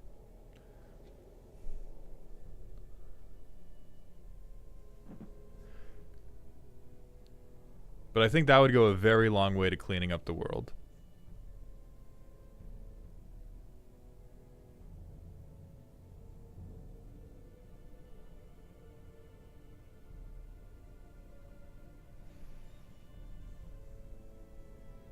Well, thank you, Mize. I appreciate that. You got it, Eris. For the question on YouTube, it was Eris talking about an Commander game they played yesterday where another player made a habit of very pointedly using them after Eris requested and told everyone like, oh, my pronouns are she, her. Grumpy Dragoon, thank you for the 7 months in a row with that Prime sub. Welcome to the dog home. I'm usually the one to Caesar Milan, my mother-in-law, who keeps misgendering her nephew. That is good. My own mom took a ton of practice to get them to stop misgendering Z, and I will tell you, pretty much all of the practice was us talking her through how it did not make her a Republican to accidentally misgender somebody. Yeah, go ahead, Exotic Show. Like my mom's like graph of accurate pronoun usage with Z did not get any better the whole time she was profusely apologizing for it. Because we were always like, not a big deal. It's okay. Just try to remember next time. And the whole time she was like, oh my God, I can't believe I did this. I'm not a bad person. I've voted Democrat my whole life. I would never. And the whole time that was at the forefront of her mind. She never got any more accurate. And then once we finally like got over the hurdle of her being like, I'm not a bad person, I'm just tripping over my words a little bit, it took like 2 weeks. Yeah, like And the over apologizing is always like tied in with the misconception that a fuck up on this defines your personality.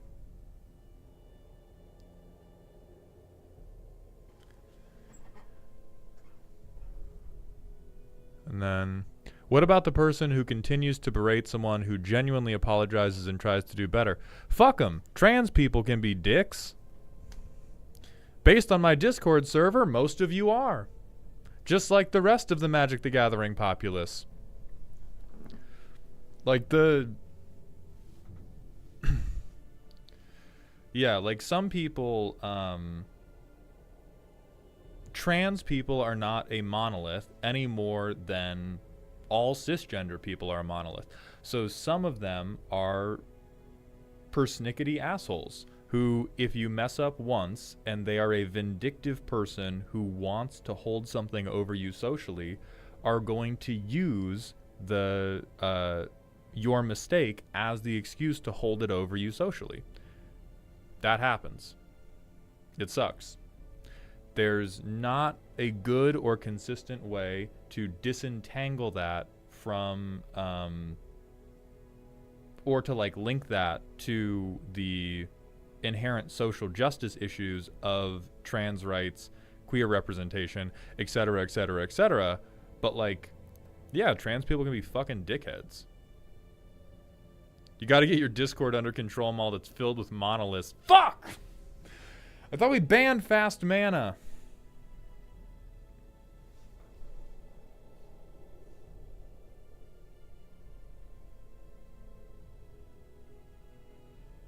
Then I saw another.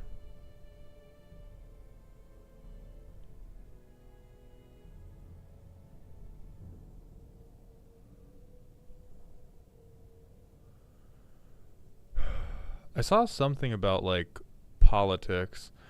Disgruntled, thank you for the 100-bit cheer. I'm actually a thrumming stone. Yeah, I'll bet. Welcome to the dog pile, my friend. Maybe this was a YouTube comment that somebody said something about, Exotic Show's rant request. How do I connect with family that has been lost to politics? I want to have a relationship with them, but it's been a tough 10 years.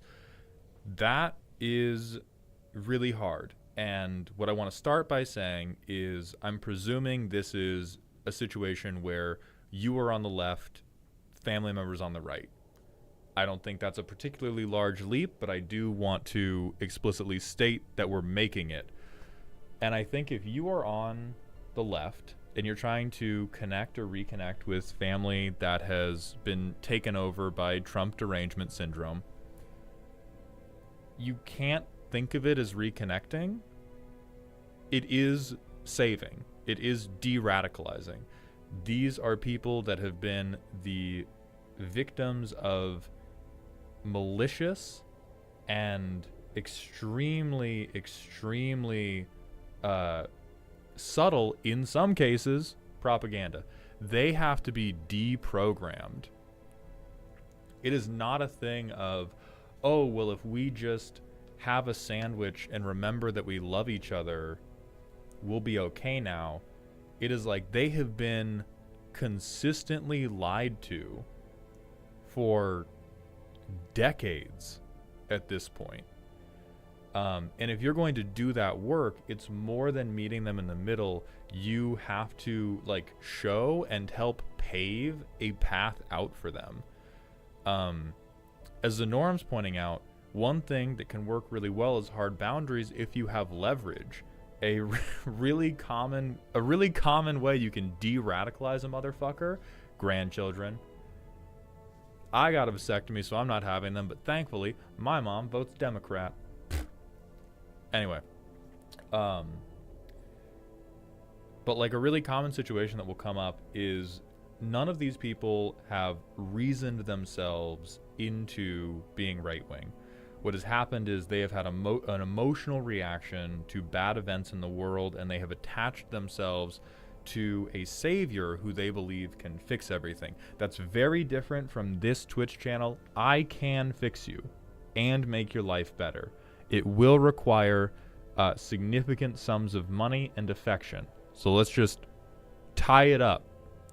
That what we have, it's different. And so you can't get them out of it by just reasoning them out of it. So like a really common thing is like if you have emotional leverage that makes them want to be back into your life, then you can carrot and stick them. But if you don't have emotional leverage, if you present them with a hard boundary, it's very easy for them to just fucking cut you out. It's very easy for them to go like, well, I picked Trump. Zenorum, thank you for the 100-bit cheer. I believe as well, my friend. Welcome back to the dog pile. And Girthy Poro, thank you for the community gifted sub. Welcome to Dog Heaven. And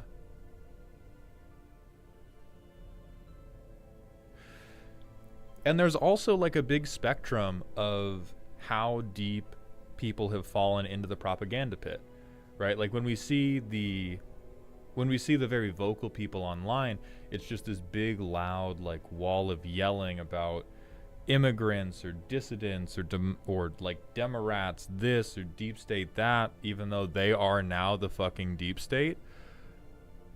But unfortunately, one of the most successful ways to de-radicalize and deprogram somebody is you have to really like lead them by the nose for them to figure out their own problem. Like it has to be like you have to figure out what was the inciting event that convinced them that everything was bad, and what was the inciting event that convinced them that this person was their savior. Because that's what happened with Trump. Is all of these people were upset about their lives, and like what I'm thinking of when I talk about that is there is a relatively like culturally famous guy who he's a black guy who's gotten like the most people to leave the Klan over the course of his lifetime. And a lot of the ways he does it is by like slowly, probably Davis, is by slowly humanizing himself to them and then allowing them to kind of like work out on their own, like, oh, this is the lie that convinced me that my problems were caused by black people, and this is the lie that convinced me that Howard the Grand Dragon had the answers to my problems. Yeah, as Mooney's saying, like, one of the reasons people have turned to Trump is the world always invalidates us. We spend our entire life getting invalidated in school by teachers who are forcing us to do stuff we don't want to do. Like, teachers are overworked. I'm not blaming teachers. I'm just saying, like, the system we have for human society at this point very much has the average person living in captivity, and living in captivity sucks even if your general quality of life is much higher than it was when we were like a hunter-gatherer society.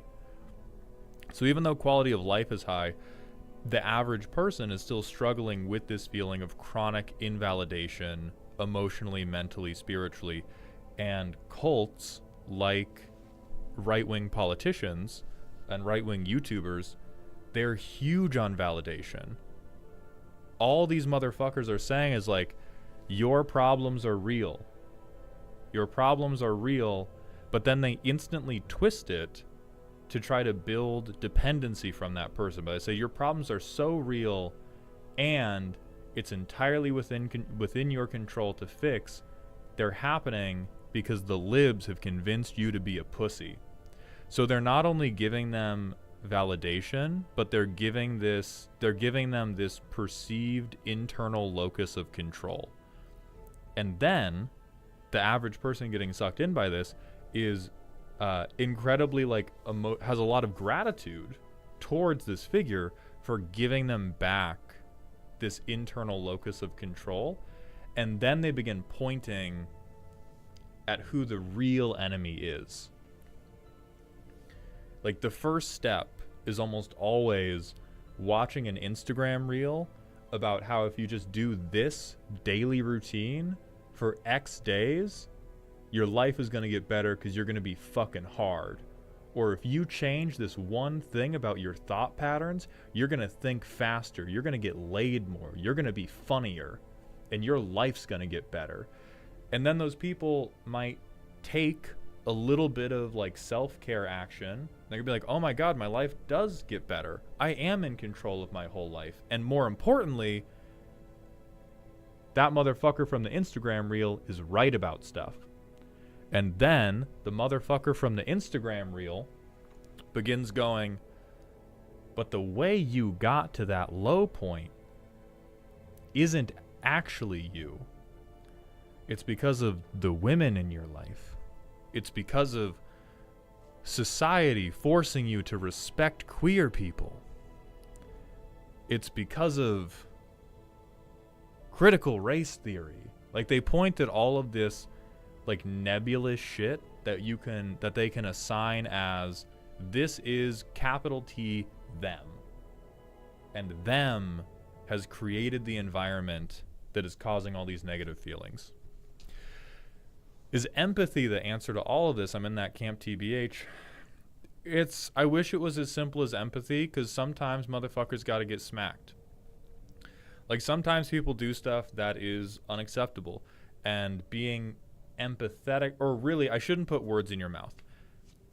Empathy is a very important part of the solution. Empathy does not mean amnesty. Empathy does not mean you are let off the hook for anything you have done in the course of this shit, or that it wasn't hurtful that you did it. Yeah, like, love can involve discipline.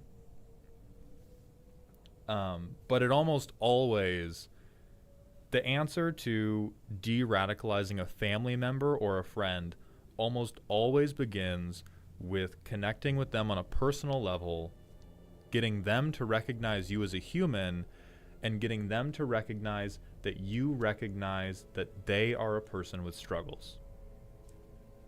For a lot of these people, this may not be the truth, but they feel like Donald Trump is the only person in the world who is validating their problems. And it can suck, because when people are deep in the propaganda pit, a lot of them are like, the problem that I need validated is what these damn dirty immigrants are doing to the job market. There's like a fucking made up problem for all these motherfuckers in Ohio. And so they're going to ask you to validate objectively incorrect things. And it is a tricky path to navigate, like, validating the feelings that they're having, and validating that they do have struggles, and life has gotten really hard over the last couple years. And also, like, it's not because you saw 2 Mexicans at Safeway instead of 1 Mexican, which is where the propaganda has led them to believe the source of the problem is coming from. So I am not going to say it's easy. It's not easy. It's not simple. But the starting point for somebody that you already have a personal rapport with is not trying to get to solutions. Political discussions always try to jump to the end and talk about, well, how should this influence who I vote for? How should this influence how I treat people of color? How should this influence how I treat queer people? And you need to spend a lot more time than you think in just the zone of being like, hey, Dad, shit kind of sucks right now, right? Right? And people will try to jump from it kind of sucks right now, and like 10 minutes later to be like, and that's why we have to have glorious communist revolution. and trying to move from validation to action on a time scale of days or weeks rather than months or years, like right-wing propaganda has been moving, is part of the reason we just keep hitting walls. Is everyone's trying to go, if I show you the truth, you will accept it immediately and you will begin acting correct. And it's never going to happen. You have to spend a lot of time validating the feeling and trying to work through the bad stuff that has happened. And it's also like, it's not all on you. You can't save somebody that doesn't want to be saved. You cannot forcibly undrown somebody who's just fucking no bonesing in the water. The water's too deep. You can definitely like wiggle little carrots in front of them. You can try to help motivate them. That's where grandchildren are great. But you cannot forcibly deprogram a person. Yeah, you can lead the horse to water, but you can't make them drink. Rowan, day's going pretty good. How are you doing? I think we've ranted on this long enough. So Dark Archer, thank you for the Twitch follow. Welcome to the doghouse.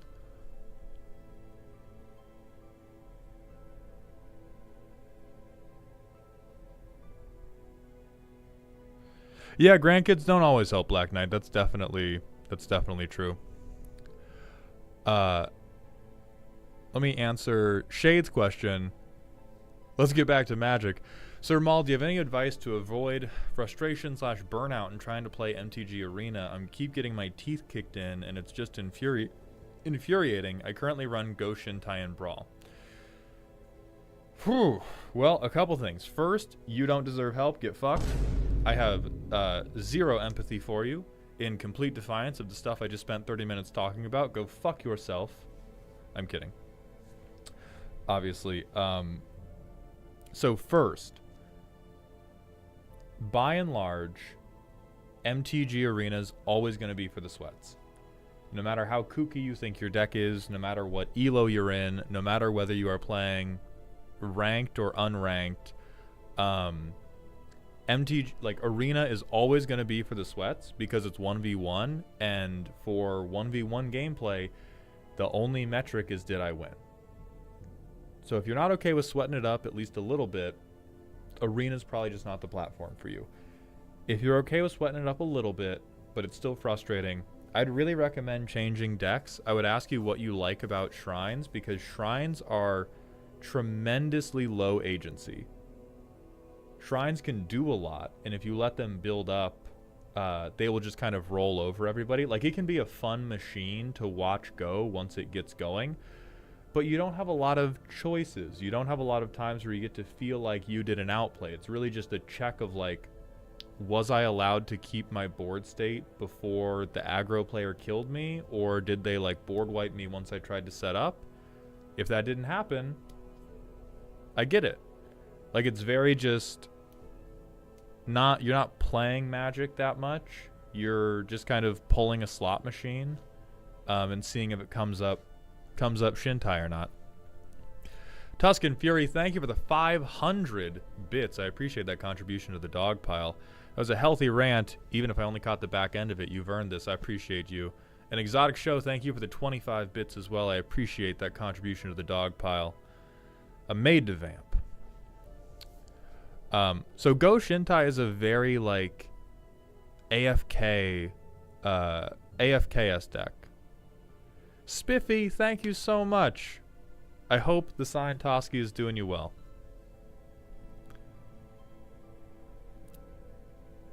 But yeah, like, Go Shintai, your decision points are going to be few and far between. Most of your, like, opening hands are just like, hey, can I ramp to Go Shintai? Do I have literally any other shrine that I can play? And I have some of those decks too. Warden, I do look at YouTube chat, but I'm contractually obligated to respond to it slightly less often. So I do see you. You are heard. You are an underclass compared to Twitch chat, and I'm eternally sorry about that. Now, for not tilting, I would recommend whenever you lose a game of Arena, fucking take some breaths, do a walk, do some push-ups. Like, do something to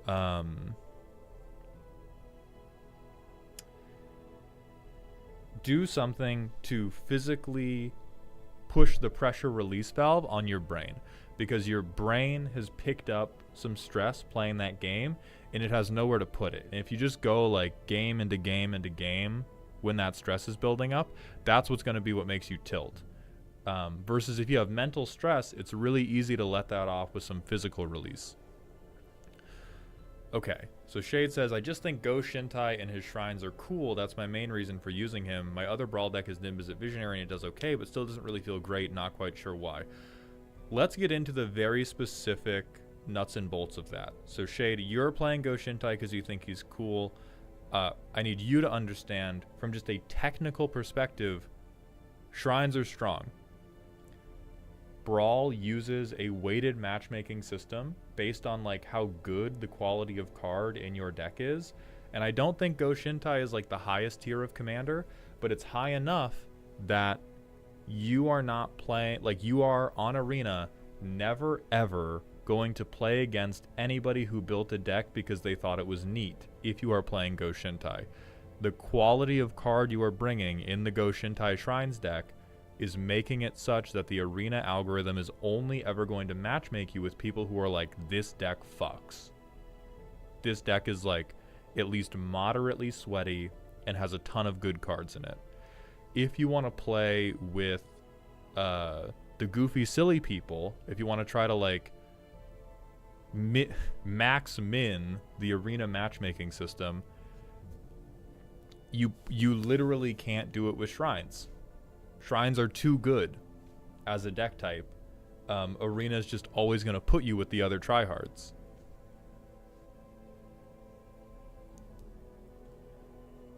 And like Niv Mizzet Visionary, like same thing. Maya, yes, Amy the Amazonian actually did a like big video talking about a Reddit person that deduced the Brawl matchmaking weights, and they have since updated them, so they're not the same as they were, but there's a big Excel spreadsheet where you could like use your deck list and identify, this is the number that Magic the Gathering Arena thinks is the goodness of my deck, and you will only be matched in like certain tiers based on how good your deck is. Like, let me see if I can just find it right now. And let's actually fact check. Let's actually fact check how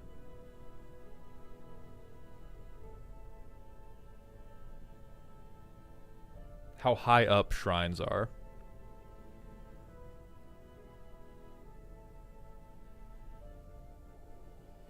Okay, here's a spreadsheet of card weights.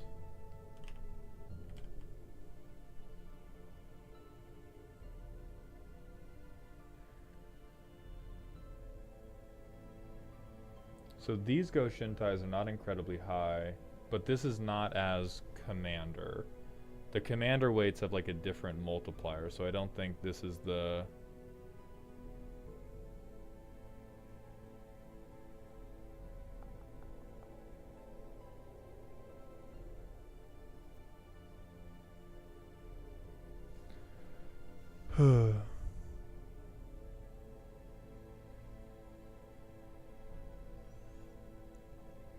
So the thing is, Shade, like, shrines are very bad before they have set up, and then they are like almost unbeatable once they have set up. If you get a couple of the like the good shrines, what will happen is you will have enough life gain, chump blocker generation, or card draw that you just can't lose. Now it's very easy to like snipe your ankles in terms of if you remove a couple of the like really important shrines, or if you just play an aggro deck and try to beat them to death before they have any good shrines out, they'll die very quickly. So it's very feast or famine. But when they feast, holy fuck do they feast. And so that's probably influencing a lot of like your matchmaking, is you either get to do your thing and you are just an unstoppable bulldozer, or you're playing against someone who's ready to stop you from doing your thing, and you are probably playing in a tier where all the other decks are good enough to at least kind of stop you from doing your thing. Anytime, Shade. Appreciate you asking. Choo-choo, we fucked up the collector because he's a loser bitch. We're going to do a manual ad break, and then we have Danny UG's card review to do. But I have to pee-pee, so I'll be right back.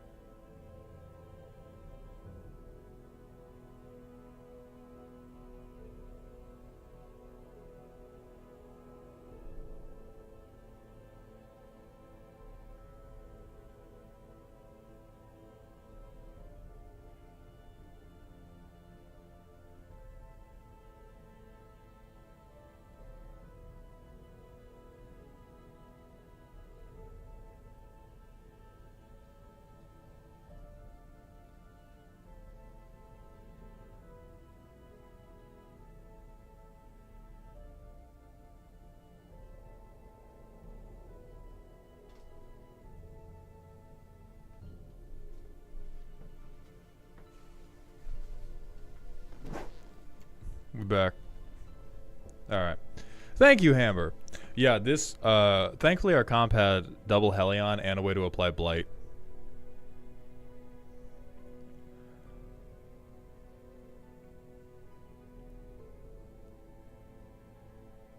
Okay, let me make sure I... Dope. I think we're good. I think we just have Danny UG's card to do now. Scoundrel. Oh wait. We have 50 seconds left on the ad break. So let me... I'm just gonna do more like background setup when we do that. We didn't lose anybody.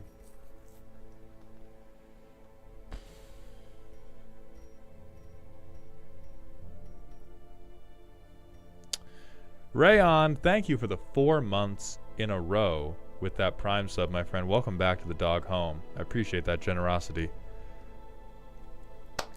Can we get some congrats in Twitch chat for Rowan, the second-class citizen, and YouTube chat who submitted their dissertation today? Can we get some good lucks? Oh wait, is this AI art? Hold on.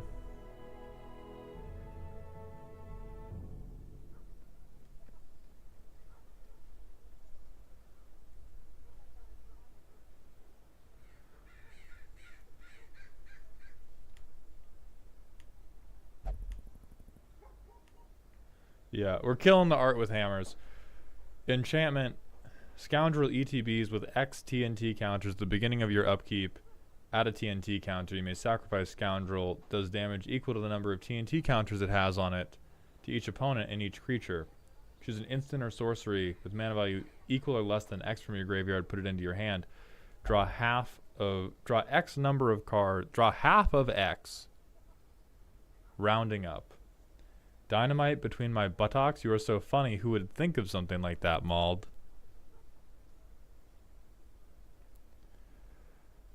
So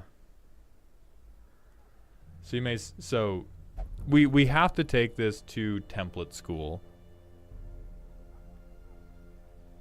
But regardless, so we have a lot of counters to deal some number of damage.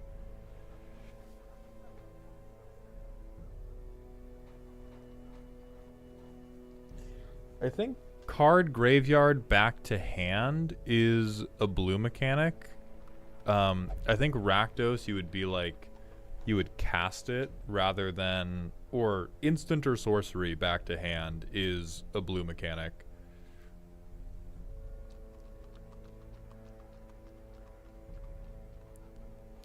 So this would have to be recast, and on recast you would have to limit it with like half or something, because a counter on your upkeep, free casting it, that could just get like too fucked up, I think.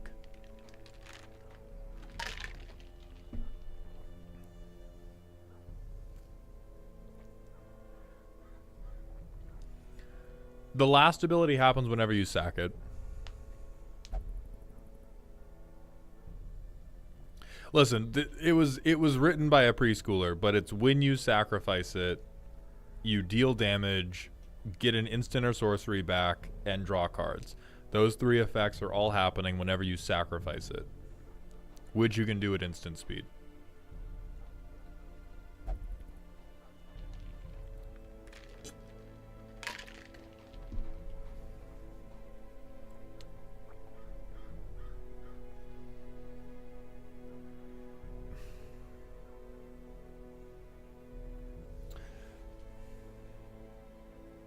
I don't know. I feel like it ends up really, really strong, but I don't think it's... I'm not confident it's broken if we change the put to hand to be recast, but only if it's like half of X or less. What's the cost again? It's X and then a black or a red. I'm not going to scroll back up because we're not going to give AI generated art the time of day. So it's X, black and red, and we're only looking at the text box. I think the damage part's fine.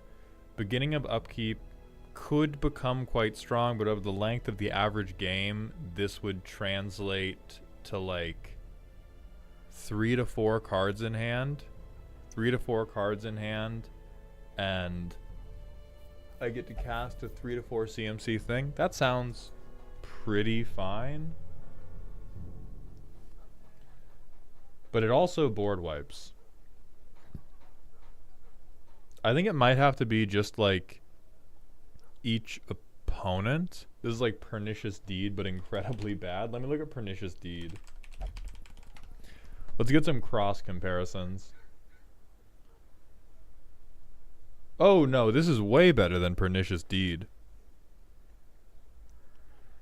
Like, I think in a Grixis deck, fine turn 1 play. You could like mana dump it late. I'll give you a tentative pass. It does so much. It does so much that I'm not sure how to judge it appropriately. Next, we have a Porrance Redeem, and then I swear to God, we're going to get a dungeon done. Saburo Arasaka, the Emperor. 5 mana Orzhov. 0/1. Whenever Saburo becomes the target of a spell or an ability, you may sacrifice a creature. Is this AI art too?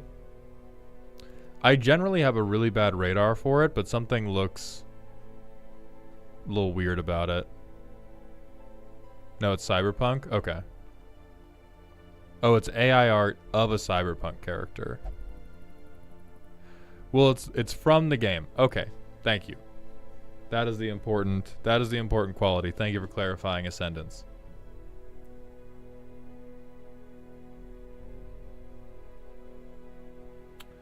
Whenever Saburo becomes the target of a spell or... Oh, a 5 mana 0/1. Wait, what the fuck? This text box better be a refutation of the Geneva Convention as a concept. Alright, so whenever he becomes the target of a spell or an ability, you may sack something to counter it. Whenever a non-token creature you control is sacrificed, gain an experience counter. The first creature spell you cast each turn costs X less, where X is the number of experience counters you have. I don't even think this is good enough. I think that has to be... Yeah, I mean, like, astronauts go burr, but I think this becomes... This smells to me like the brakes that were put on it were put there to slow down, like, one specific combo. I think this is probably too good in the context of a couple combos, and it's just too bad generally. Like, it is 5 mana... 5 mana, does not do anything. This car is mostly breaks by volume. So it's 5 mana, achieve nothing on the board. You have pseudo hexproof, but you can't stop uncounterable spells, which are only getting more common for removal. You can't stop sweepers. You can't stop board wipes. You can't even sack tokens to get the experience counters. And then it's only 1 creature spell a turn, so I'm kind of... And it only reduces colorless. It seems... like the only coherent thing I could imagine doing with this is you are sacking it to try to get an Eldrazi. Maybe there's like an X cost creature dump.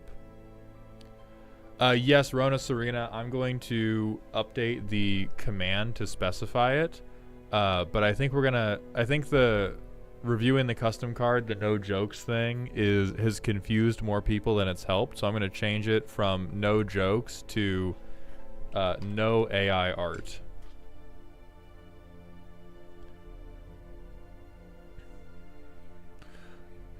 Oh no, I mean, if we submit one with AI art anyway, we will make fun of you and laugh. But I think the better answer in my mind is just refuse to platform it in the first place. Like, the reason AI art is getting so popular is because we are all so busy and tired that we all want to generally take the path of least resistance when it comes to just stuff that we're doing. And so AI art, like, fills that hole for people. And so if I make it more difficult to use AI art for a custom card review than it is to not, that is a very, very small, right? Very, very small, but tangible amount of good in trying to slow down the AI takeover. You just have to make it not convenient if you want to prevent adoption. And so we're not even going to, because also, like, let's be very clear, a huge part of this stream is me making fun of you. Like, me making fun of you is upside for like half the stuff we do. And so the only meaningful stance I can take about it is like, oh, if you're using AI art, I'm just going to like flatly ignore it. Do you care if it's MS Paint stick figure art? I do not like AI art, so I use MS Paint stick figure art a lot. That one, I will make fun of you lovingly. I will make fun of you. I will make fun of you from the bottom of my heart if you do shitty stick figure MS Paint art. Like, do you want to... Hold on. When I was in art class, this is the only thing I ever drew. Whenever I had to draw anything for art class, I drew Kirby with variety of weapon.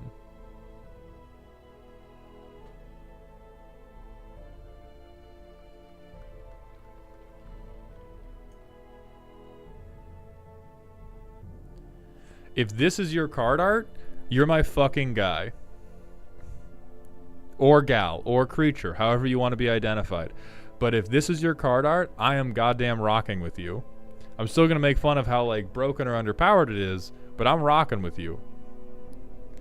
But we just can't be having that AI junk.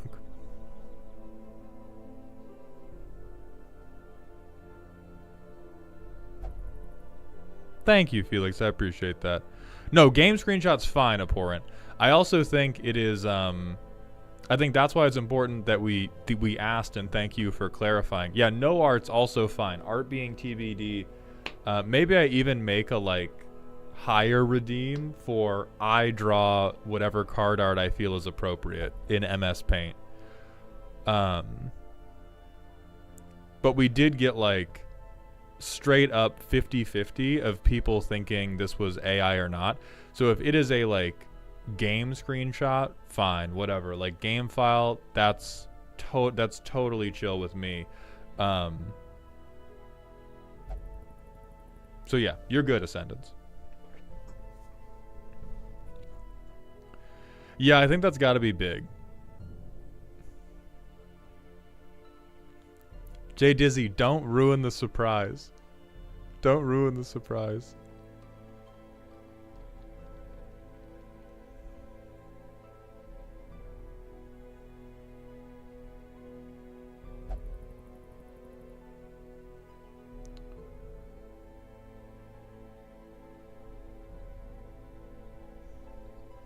All right. Do we have any other redeems that I've missed? God damn it, Disgruntled sent something else in. We have what looks to be a pair of boots with the fur as requested.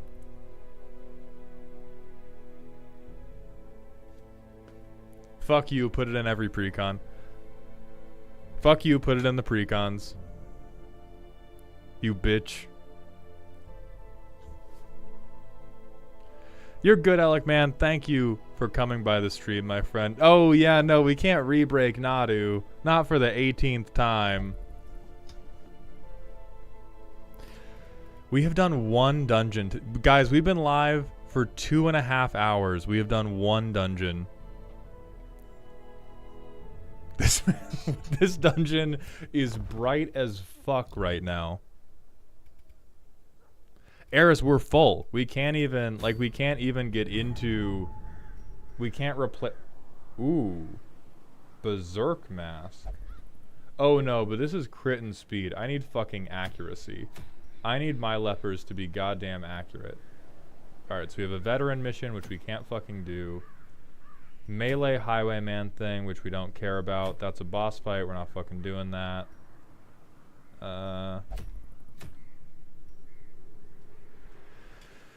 We could do a bleed amulet. We could give that to like a hound master or something. That wouldn't be bad for him. Rant redeem. One more redeem to stop you from going into the dungeon. Nightsea, thank you for your literally unending quest to never let me do the point of any of these fucking streams. Oh, right. Yeah, the ruin bonus. We want to quest in the ruins for the ruin bonus. So this is level 3. Now the question is, the core question is, can DMC and Moose carry level 2s? Do we even have level 2? We don't even have... Oh, Girthy Poro's level 2. So can Moose and DMC carry Dupes and Poro? Super no is the immediate call. We had overwhelming victory for the B team. Orion, you're fucking dead is what level you are.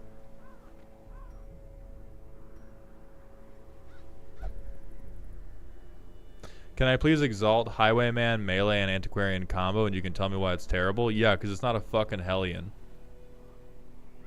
They can. I want people to die so I can join. Oh, actually, I do... I still need more fucking deems. I still need more fucking deeds. So yeah, we're gonna send these losers in here. We'll get Duke and Scamp. We need somebody to step up and be the tank. Moose won't do it because he's above that shit. Cyberite, you will have an additional chance to prove yourself. Wait, no. No, because you suck in position 1 because you can't manacle or beast bile in position 1. Yeah, fuck that. Can I be a new person? Orion, eventually. Right now, the roster is full, and it's actually, like, been a minute since anybody died. I'm taking a fuckload of food, because I swear to God, man.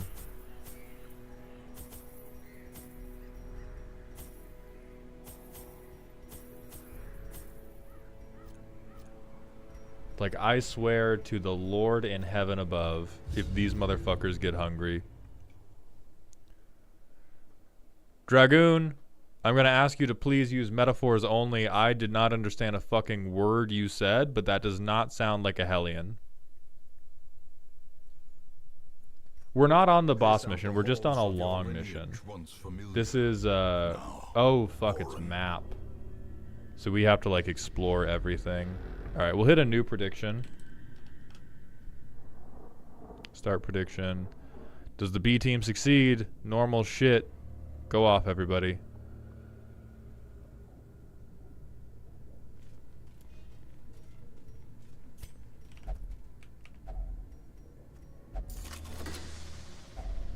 Big treasure. We'd love to see that. Alright, trap. Who can take it? The Houndmaster.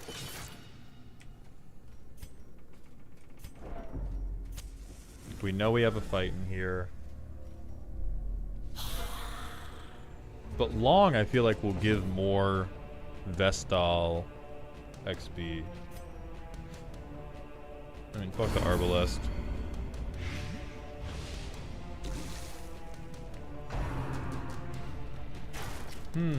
Maybe. Methinks perhaps I should not have been so convinced by Duke's plea to bring him into the Runes mission when he does a lot of bleed damage and all of these guys are immune to bleed.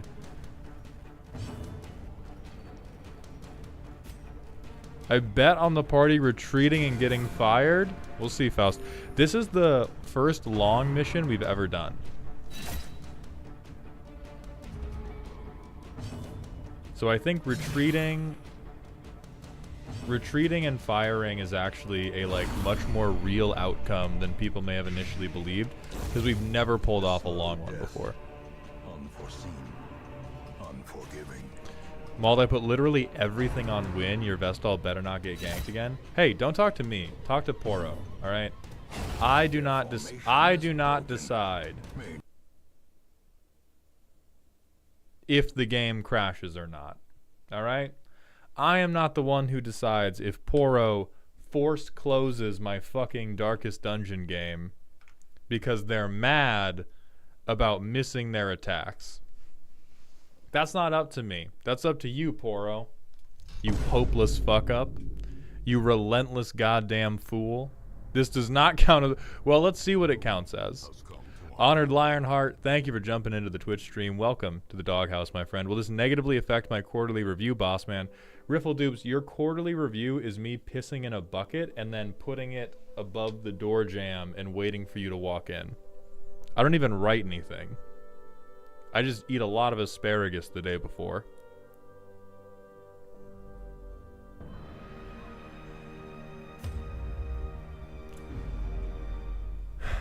Okay, it looks like it saved us being in the dungeon.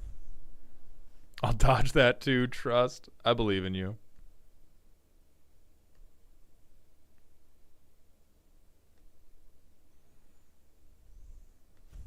Pace out the halls of your lineage. Okay, basically exact same spot. Hell yeah. We will heal you.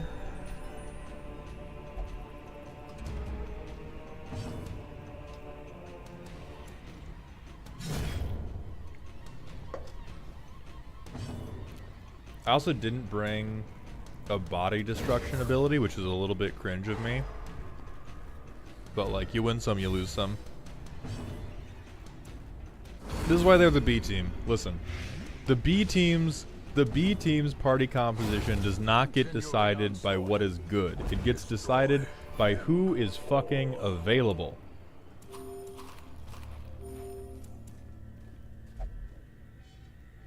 Oh, this is going to suck piss. We have to explore 90... We gotta explore 90% of this shit.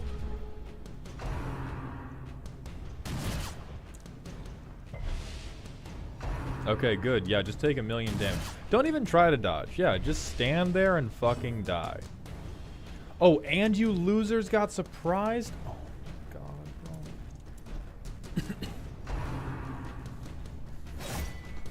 These fucking amateurs got surprised. Yep. Walk forward slowly, Siren.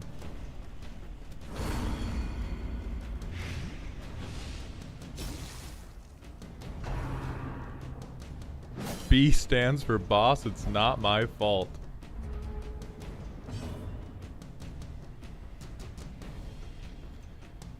Okay, Girthy Poro's in a fine position. I mean, please stop taking your fucking turn.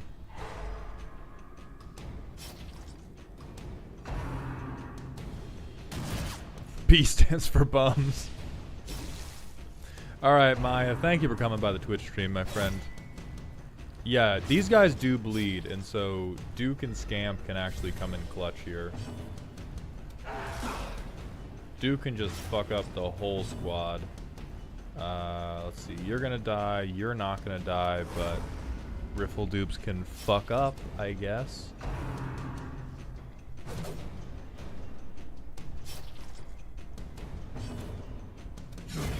Okay, that's solid from Siren. That's good. This guy should also bleed to death if he gets a turn. His stun resist isn't super high. I'm gonna spend it healing and bank on the Hound or the Antiquarian being able to kill him. That's solid. Now I think they all die when they take their turn.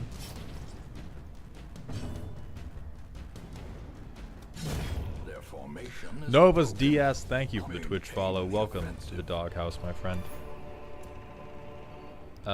We don't really need busts right now. I'll just use this bandage to hold the Onyx. Default party order. The light, the promise of safety. We gotta walk so long, you guys. And we just have a fight every goddamn 2 feet. I guess we get to double camp, and our first camp will be able to do the like 25%. We'll be able to feast, which is not the worst it's ever been. But we're on the like third. Oh my god, Siren. We're on the like third room of the fucking dungeon, and everybody's almost dead.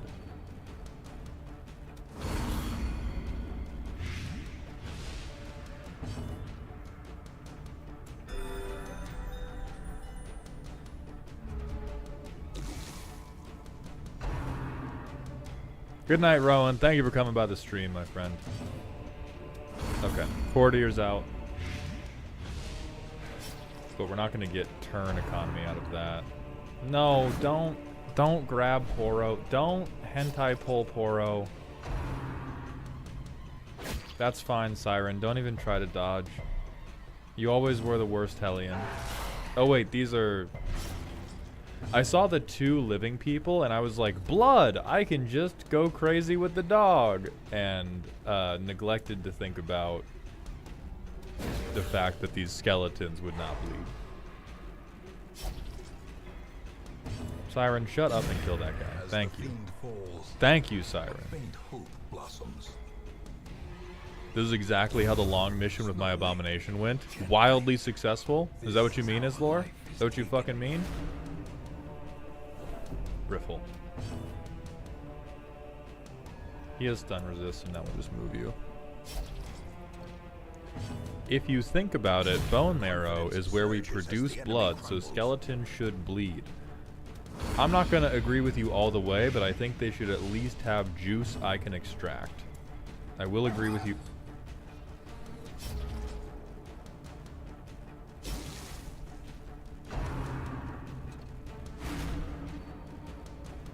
These guys suck. These guys suck. Never mind, not you, Poro. I've always believed in you, Poro, and I've always said that. A trifling victory. Fuck the Jades. But a Just victory nonetheless. Just keep it moving, you bunch of assholes.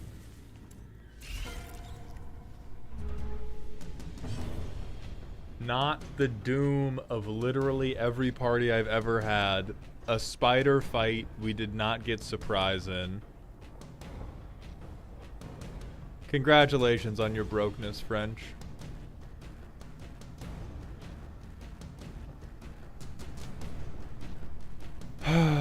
Okay. Well, they're not bleed resistant.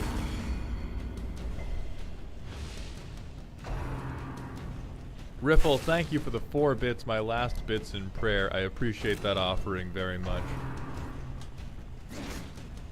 Good. Don't even dodge. Don't even try to dodge. Thank you, Siren. Thank you for your contribution. Please kill this motherfucker. Thank you, Duke. Just keep healing people, Poro. No way they deal 5 damage, right? That's fine. The dog's name is Scamp, Scarlet. Oh, okay, okay. Scamp actually kind of clutching. Solid, solid. Shut up. Another one. Might I interest you in a tempting goblet in these trying times? Hamber, come on. I need you to lock in with the family, not against the family.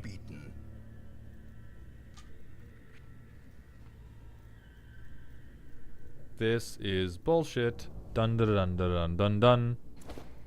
I think I take the valuables and then I think this is so early that we leave everything else because I'll probably get more out of having. A handsome reward. Okay, skeleton key, stackables. We miss more money.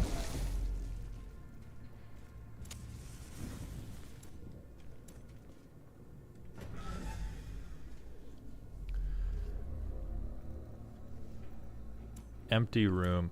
I think we want to try to get through this northeastern quadrant or cluster and then after that move into, okay, this time, no, it's a display cabinet, so I'll use one of the keys. Finding the stuff is only the first test. Now it must be carried Can't pick home. any of it up unless I'm willing to destroy something.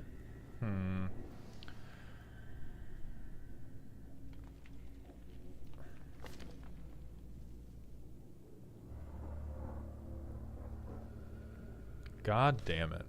Fuck it, who needs food? We do. We very literally do. We extremely, literally, and very seriously do. Spirits are lifted, and purpose is made clear.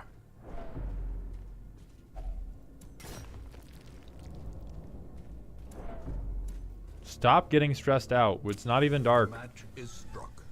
A blazing star is born. Another fight. God damn it. Okay. Okay, it's fine. I think we have. I want to stop the Acolyte from making Siren crash out. I think that's the next biggest problem for me. Is Siren's like halfway to crash out. I'm stressed out because this isn't default order. That's not true.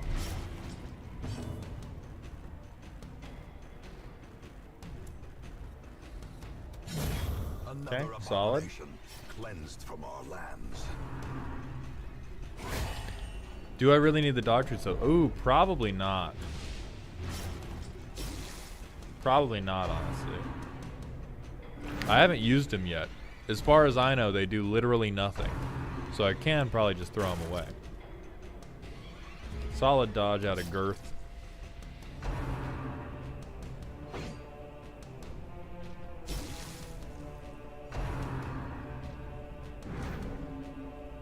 That's good. That's good. Alright, so this person's fucked.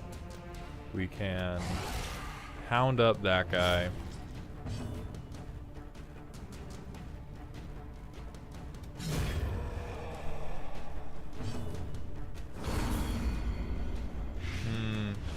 Okay.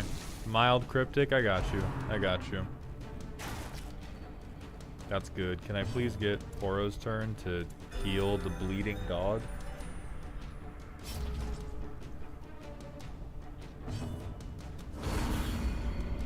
Trying to figure out how to be a genie real quick.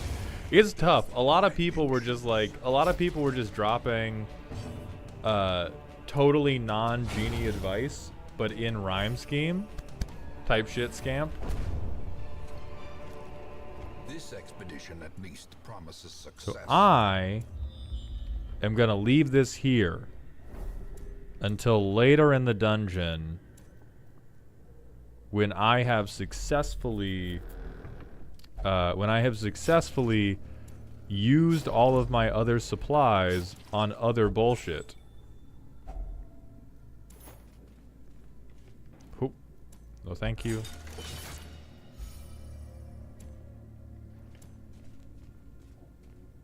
Minion, this is Raid Shadow Legends. We did finally make it. Thank you for being here.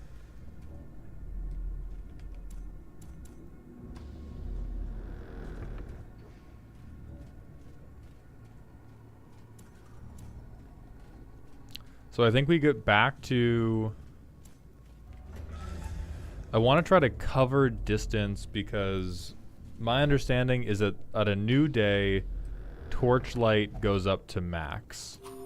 And so I would like to cover all this ground when I don't have to use torches so that I can recover it, so that I can save my torches for the next days.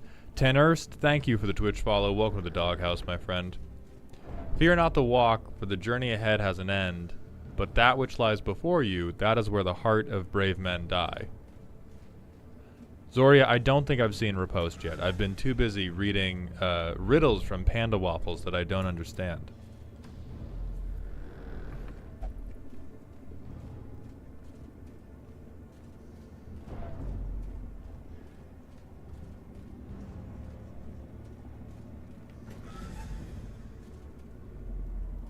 It seems like kind of generic advice about like don't plan too far ahead because you have to plan for like what's going down in front of your face. Fuck these dog treats, man. Give me the money.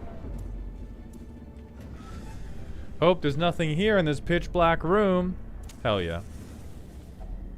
Circle in the dark. The battle may yet Yeah, be we're gonna won. feast because that will dump food as well. Genie advice: use a shovel, dumbass. We're not reveling. That sucked hard last time we used it.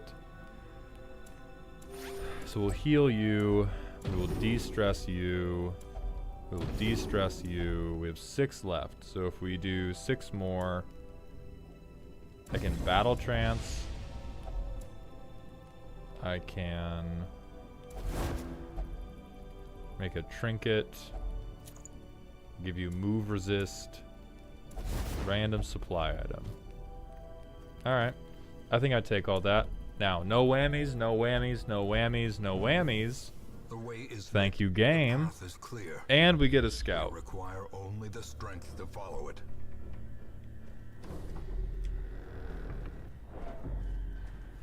So room battle with treasure, room battle with treasure.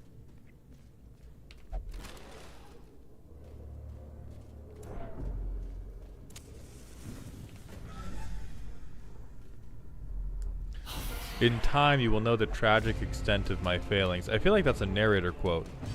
Wholesome Scabs, thank you for the Twitch follow. Welcome to the doghouse, my friend. Hey, fuck this guy. Thank you, Siren, for understanding the goddamn assignment. Stun this bitch. Delvagor, we are doing quite good today. We've barely done any fucking dungeons because we had a number of pretty long rant redeems that we took care of. So this is our second dungeon of the day over the course of 3 hours.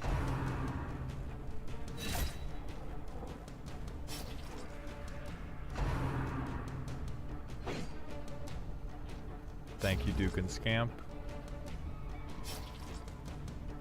Genie advice. Stop rubbing the goddamn lamps. It doesn't work. That one just had a weird kink. Good advice.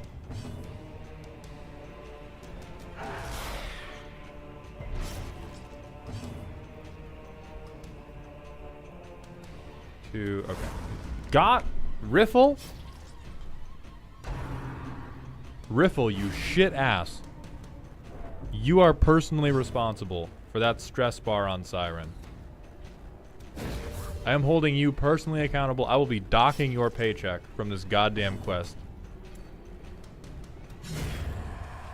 Alright, that's solid.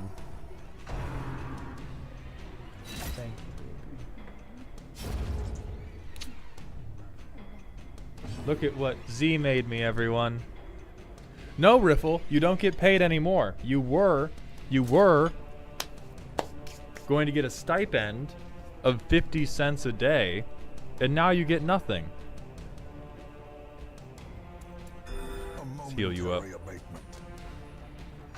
Oh, the green screen ate it.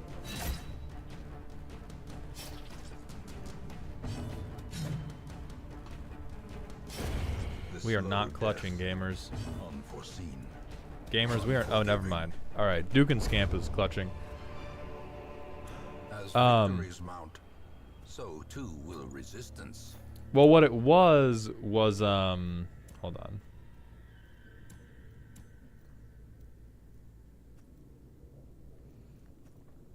It is like chicken and rice.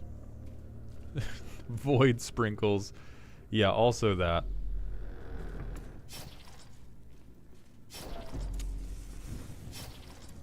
Yeah, is tasty fried chicken. Okay, we got the surprise off, so that means the maggots probably don't kill us today. Duke, get they asses. Goddamn correct. That is goddamn correct. Tanners, thank you for the tier 1 Twitch sub, my friend. Welcome to the dog home. I appreciate that generosity. If the maggots out-hit the Vestal healing, Girthy, it's just gonna be over for you. I'm sorry to say. Magic Mirror, Duke has been really all over the place. Duke kind of waffles between being a really high performer and just like totally letting us down. So I'm not yet sold. Duke may end up on an A-team mission by virtue of being one of the first to hit level 3. Because he has done a good job not taking on a tremendous amount of stress. However, that's because Duke is shit and Scamp is incredible. Yes, local man carried by dog in all team fights. Masterfully Very solid. executed. Seize this momentum. Okay, we are illiterate, and so we are not checking that fucking bookcase.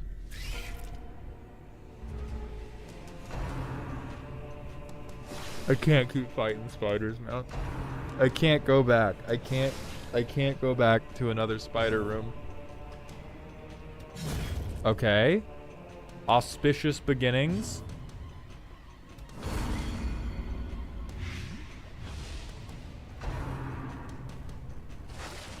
Web is fine. I'll heal the antiquarian a little.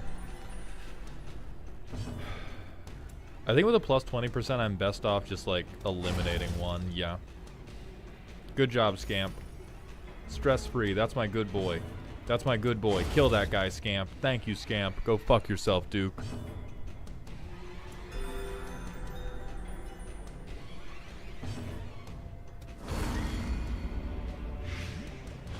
Alright, now this will die. Alright. No turn for the spiders. Be wary. Triumphant pride I mean, there's bleed skill.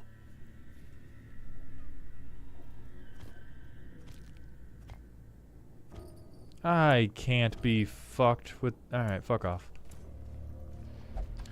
Okay, back to treasure rooms, and then we cut down. And now we know that we have a few rooms before it's gonna get particularly stressful. Are you fucking joking me?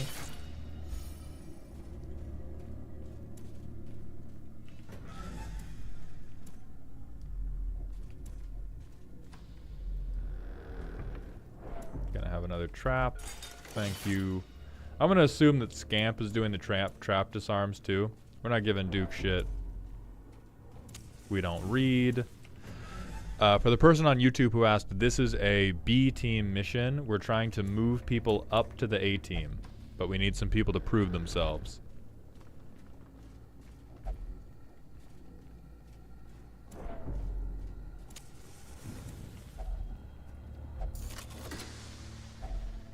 Mad treasure, I love that.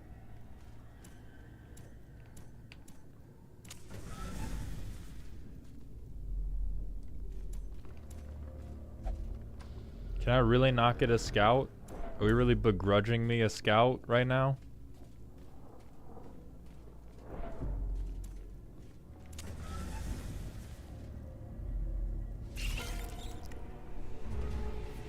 Stop. Stop. Give me skeletons. I'm fine with skeletons even. Okay. I am glad that I have interrogated and discovered that it's probably correct to just have Duke crash out on one at a time and try to, like, yeah, because Siren's a fuck up, and try to get as many out of the turn order as I can, rather than try to, like, spread the damage evenly. I'm just happy to see I'm not completely embarrassing myself after I spent hundreds of bits to get 2 antiquarians named after me to send into the Swine Friend's meat grinder. Yeah. You're doing fine. I wouldn't worry at all. I wouldn't worry at all, Riffle.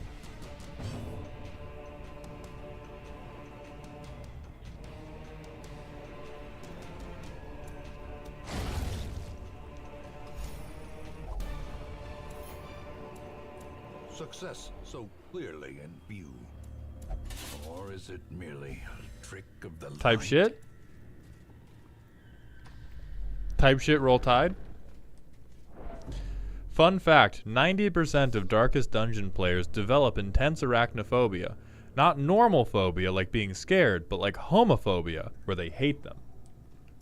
That does seem pretty normal, based on what I'm going through. Okay, it's bullshit skeletons, though. These guys suck. Kill that guy. Thank you, Scamp. Decisive pummeling.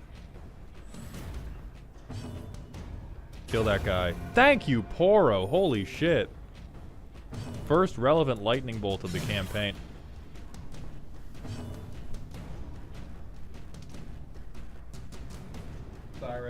Siren, Riffle's covering the shift for you, but what the fuck was that?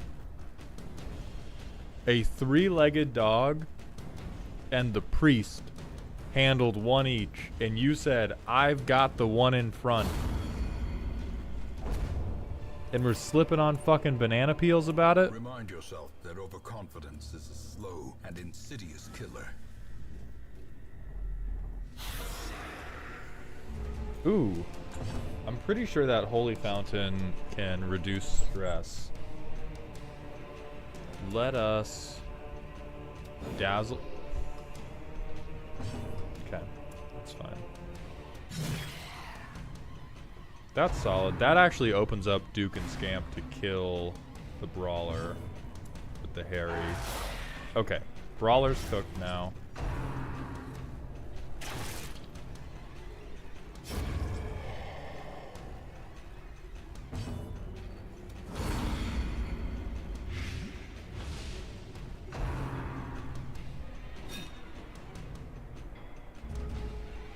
Very good dodgies out of Siren. Don't do that. Why the fuck are hey, what the fuck are we doing?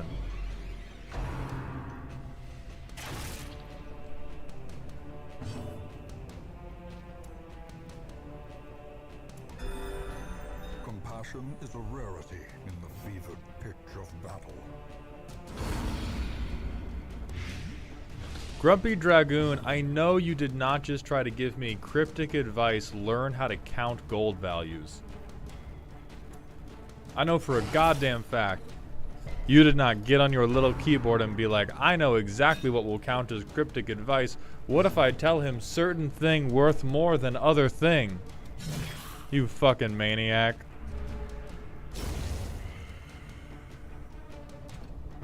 What's up, John Doe? Welcome to YouTube chat.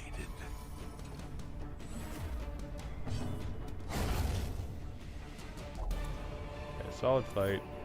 I don't give a fuck about the boots. Jades are just better than citrines. God damn it. I thought that... Oh, it is stress relief. Okay. Dope. Dope, dope, dope.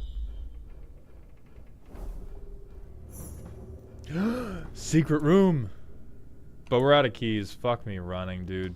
That's too bad.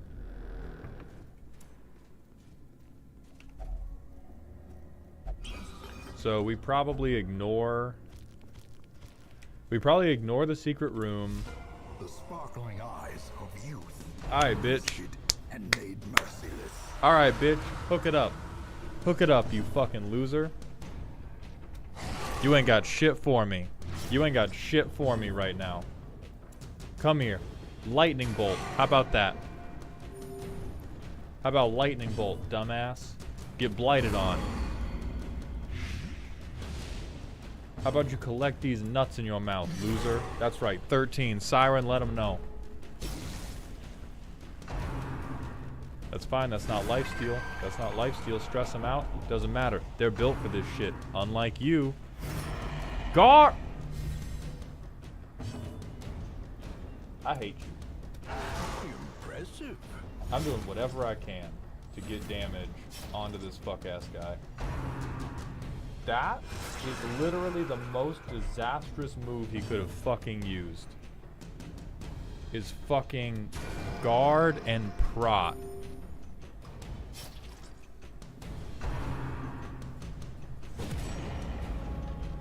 Okay, that's fine. We have... Okay, this guy's gonna die on his turn now.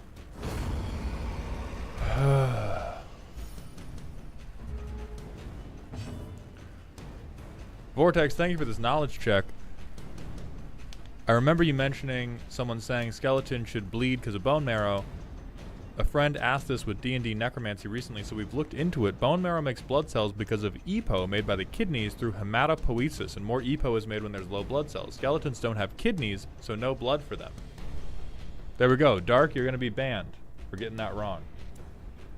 Okay, now we can fuck this guy up again.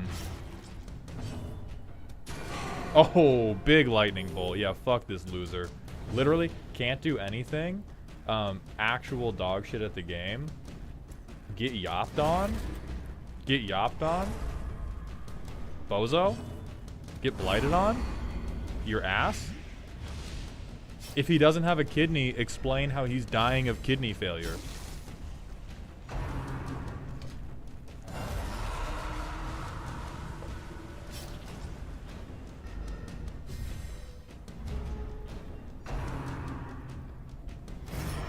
Okay, he guarded another head.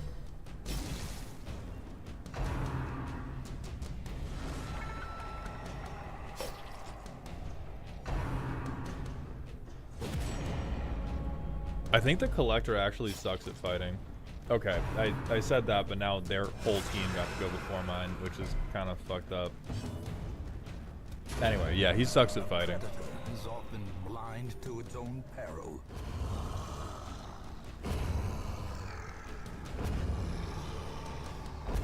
Dude, bro's trying to show me his collection and just keeps throwing pasta on the ground.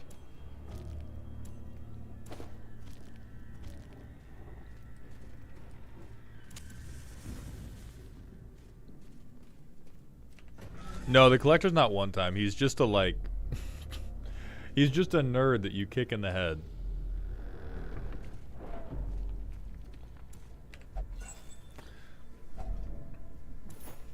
He's actually just somebody coming through for a deck roast, and he has no idea why I'm beating the fuck out of him.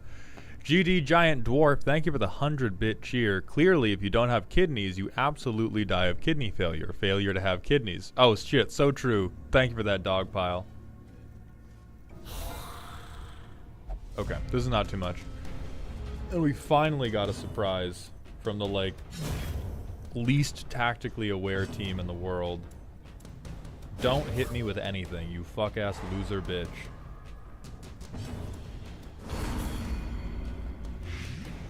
I'm gonna hope that Duke and Scamp can... Yeah, perfect. Riffle, yeah, we're probably gonna camp in the next room. I think we go into this room and then camp.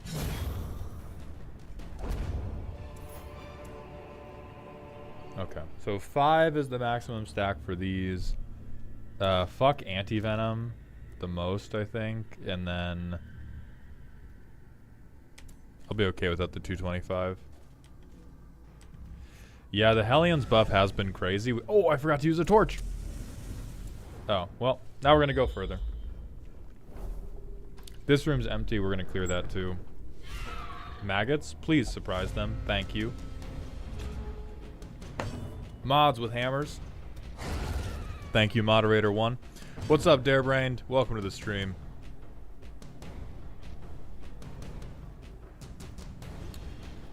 Honestly, not even lightning bolt, just heal the dog. Compassion is a rarity in the fevered. Darebrained, I don't know if you're dead or if you just haven't gotten an opportunity to be used.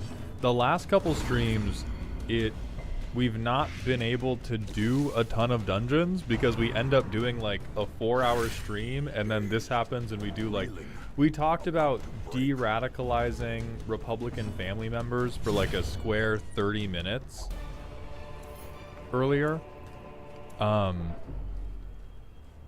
We get distracted on these streams is what I'm trying to say.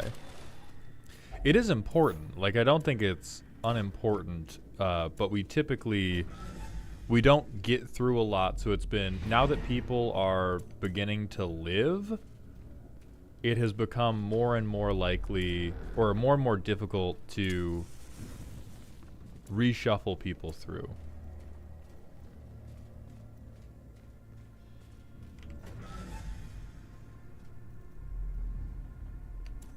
In what world were 3 giant maggots carrying an antique figurine? This fucking one. What are you talking about?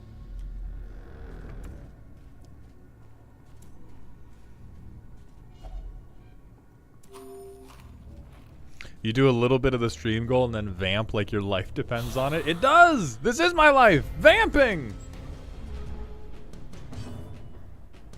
These are all bone guys. We'll try to kill the courtier before it can hit us with the stress. Dope. Okay, that guy's dead.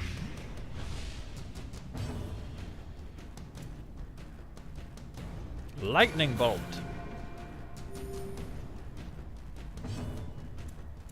Maybe we can swan that guy. Fuck yes. Fuck yes.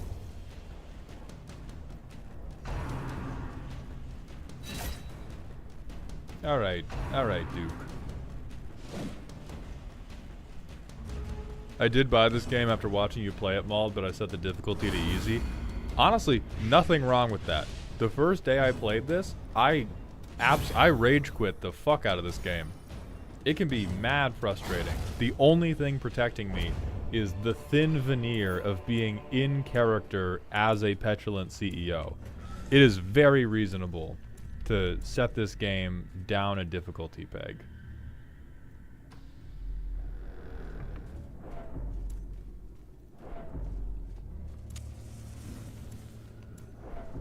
Yeah, life is way too short to be like shit checking yourself on your leisure activities. So I think we camp here, we feast to get more room. At least one thing has to be supply item. Fuck, it wasn't. I wanted it to be a maybe we keep gambling. Now I think we have to stop.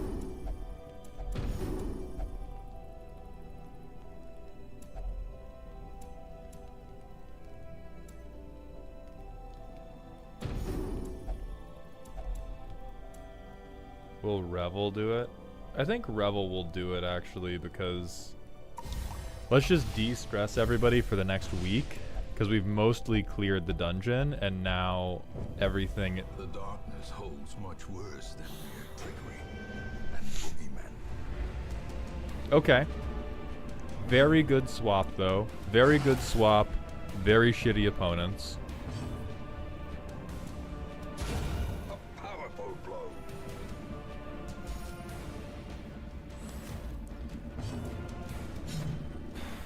Fuck, okay.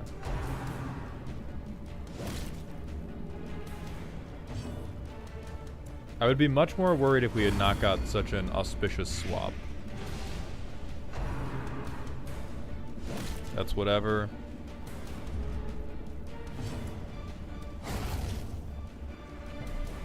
I'm down with this. I'm down with this. Poro's clutching up. Poro knows that the odds are stacked against them because they are playing a class that I have bias against, and they are truly rising to the occasion. Lightning bolt this man. Thank you.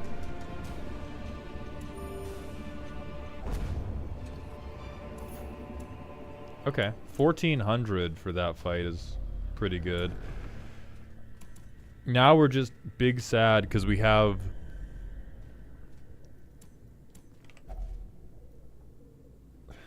I mean, oh, okay. We still get something. A fortune waiting to be spent. Is there anything I'm willing to drop? Oh, the holy water. Fuck that. Yeah, give me more money. Here comes the money. Money, money, money, money, money, money, money.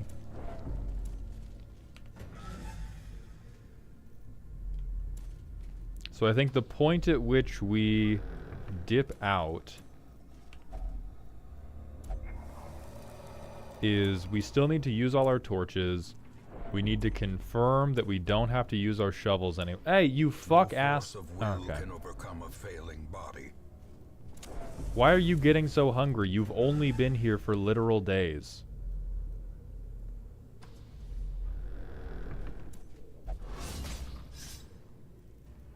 Thank you, Riffle. Thank you, Riffle, for confirming that my faith in you was entirely misplaced. If only treasure could staunch the flow of otherworldly corruption.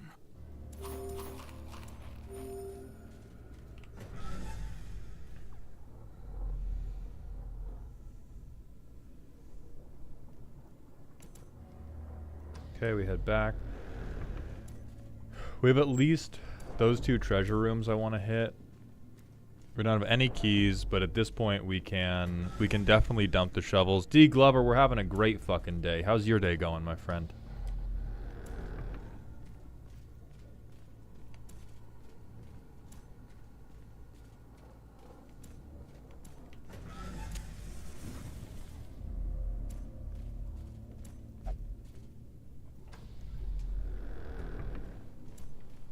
Who's got like bad traits? Satanophobia.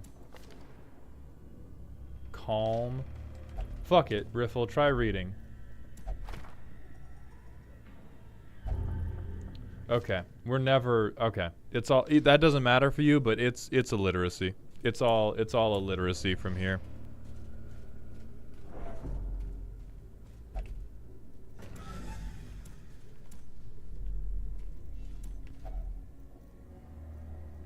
Oh, chest is unlocked, okay. Crest.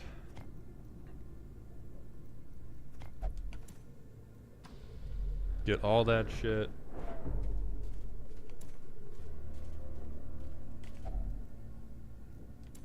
I hate reading. It was MCU Yaoi boss. That's understandable.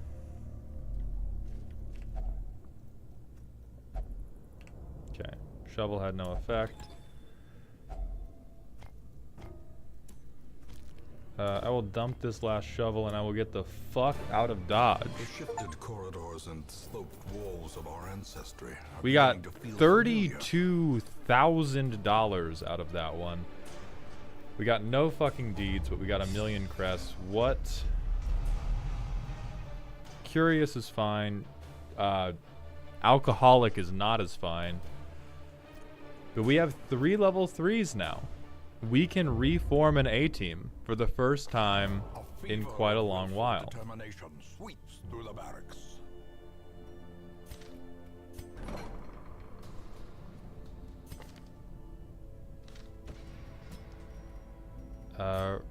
Riffle dupes and calm is fine, but we have to get rid of the alcoholism. Salty, you can meditate now. Is anybody else worried? No, nobody else got stressed because they actually like clutched the fuck out of that mission. We're at 55k in the bank. It's quite good. So I need instructor mastery and armor smithing up. Where's my armor smithing at? Don't have enough deeds for armor smithing. Where's my instructor mastery? do have enough. strict regimen is So now we're just on paramount if one is to deeds, master and then the we can brutal upgrade our arithmetic of combat. cart yet again. Alright, plus speed, plus dodge, but you get moved and you get stunned. That seems really good, but I don't know who it would be for. I feel like it's just for a DPS, maybe, that I'm willing to take a little bit of a risk with. I'll buy it just in case. I feel like Grave Robber, Highwayman, Jester, all of those people who have, like, their own repositioning skills would fuck with that one. Hammer cost is whatever. Alright. Oh, I haven't paid out the prediction. Let me pay out the prediction. Oh, wow, only 40% of people thought that we were going to be successful there. Get fucked, non-believers. Now that we have now assembled our prospective A team, which is going to be Moose, Duke and Scamp, Girthy Poro, and the Vizier. That is the new A team, who we will be sending out to kill the Necromancer in order to obtain Crazy Moose's holy orders. But that will be happening next week on Dragon Mauled Z. Until then, remember to use code MAULD at GamerSupsGG and CoolStuffInc.com for 5% off and 10% off, and to pay my grocery bill. We are going to raid out. The next Darkest Dungeon stream is going to be Friday, and that is when we will be attacking the Necromancer. Thank you all for coming by the stream. Thank you all for the subs, the follows, the cheers, for the engagement, for being part of this family. I hope you're all having an okay week. Please remember to stay toxic. Elk's not live. I think Beeps is about to close.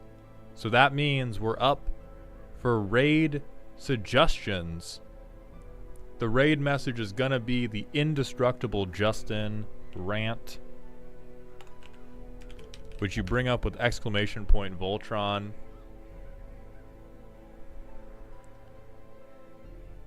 So let me pick somebody who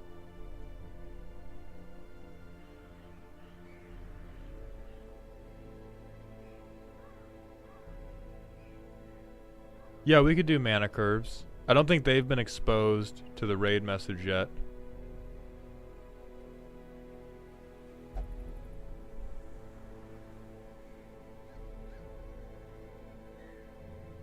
Lexi Comurray's an artist.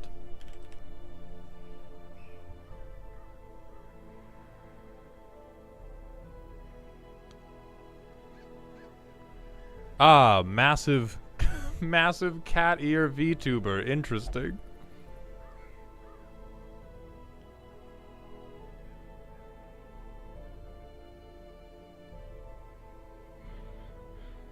Honestly, now that since we have taken a big stand against AI art in this stream, let's go ahead and raid the real life artist, Lexi Comurray, who's doing Monster Hunter Wild. Still use the indestructible Justin rant. Who gives a fuck? So I'm going to start that raid. I will see you all tomorrow for deck roasting and Friday for additional Darkest Dungeoning time. Thank you all for coming by. I hope you enjoyed the stream. I know I did. And please remember to stay toxic. YouTube, that's going to be it for us.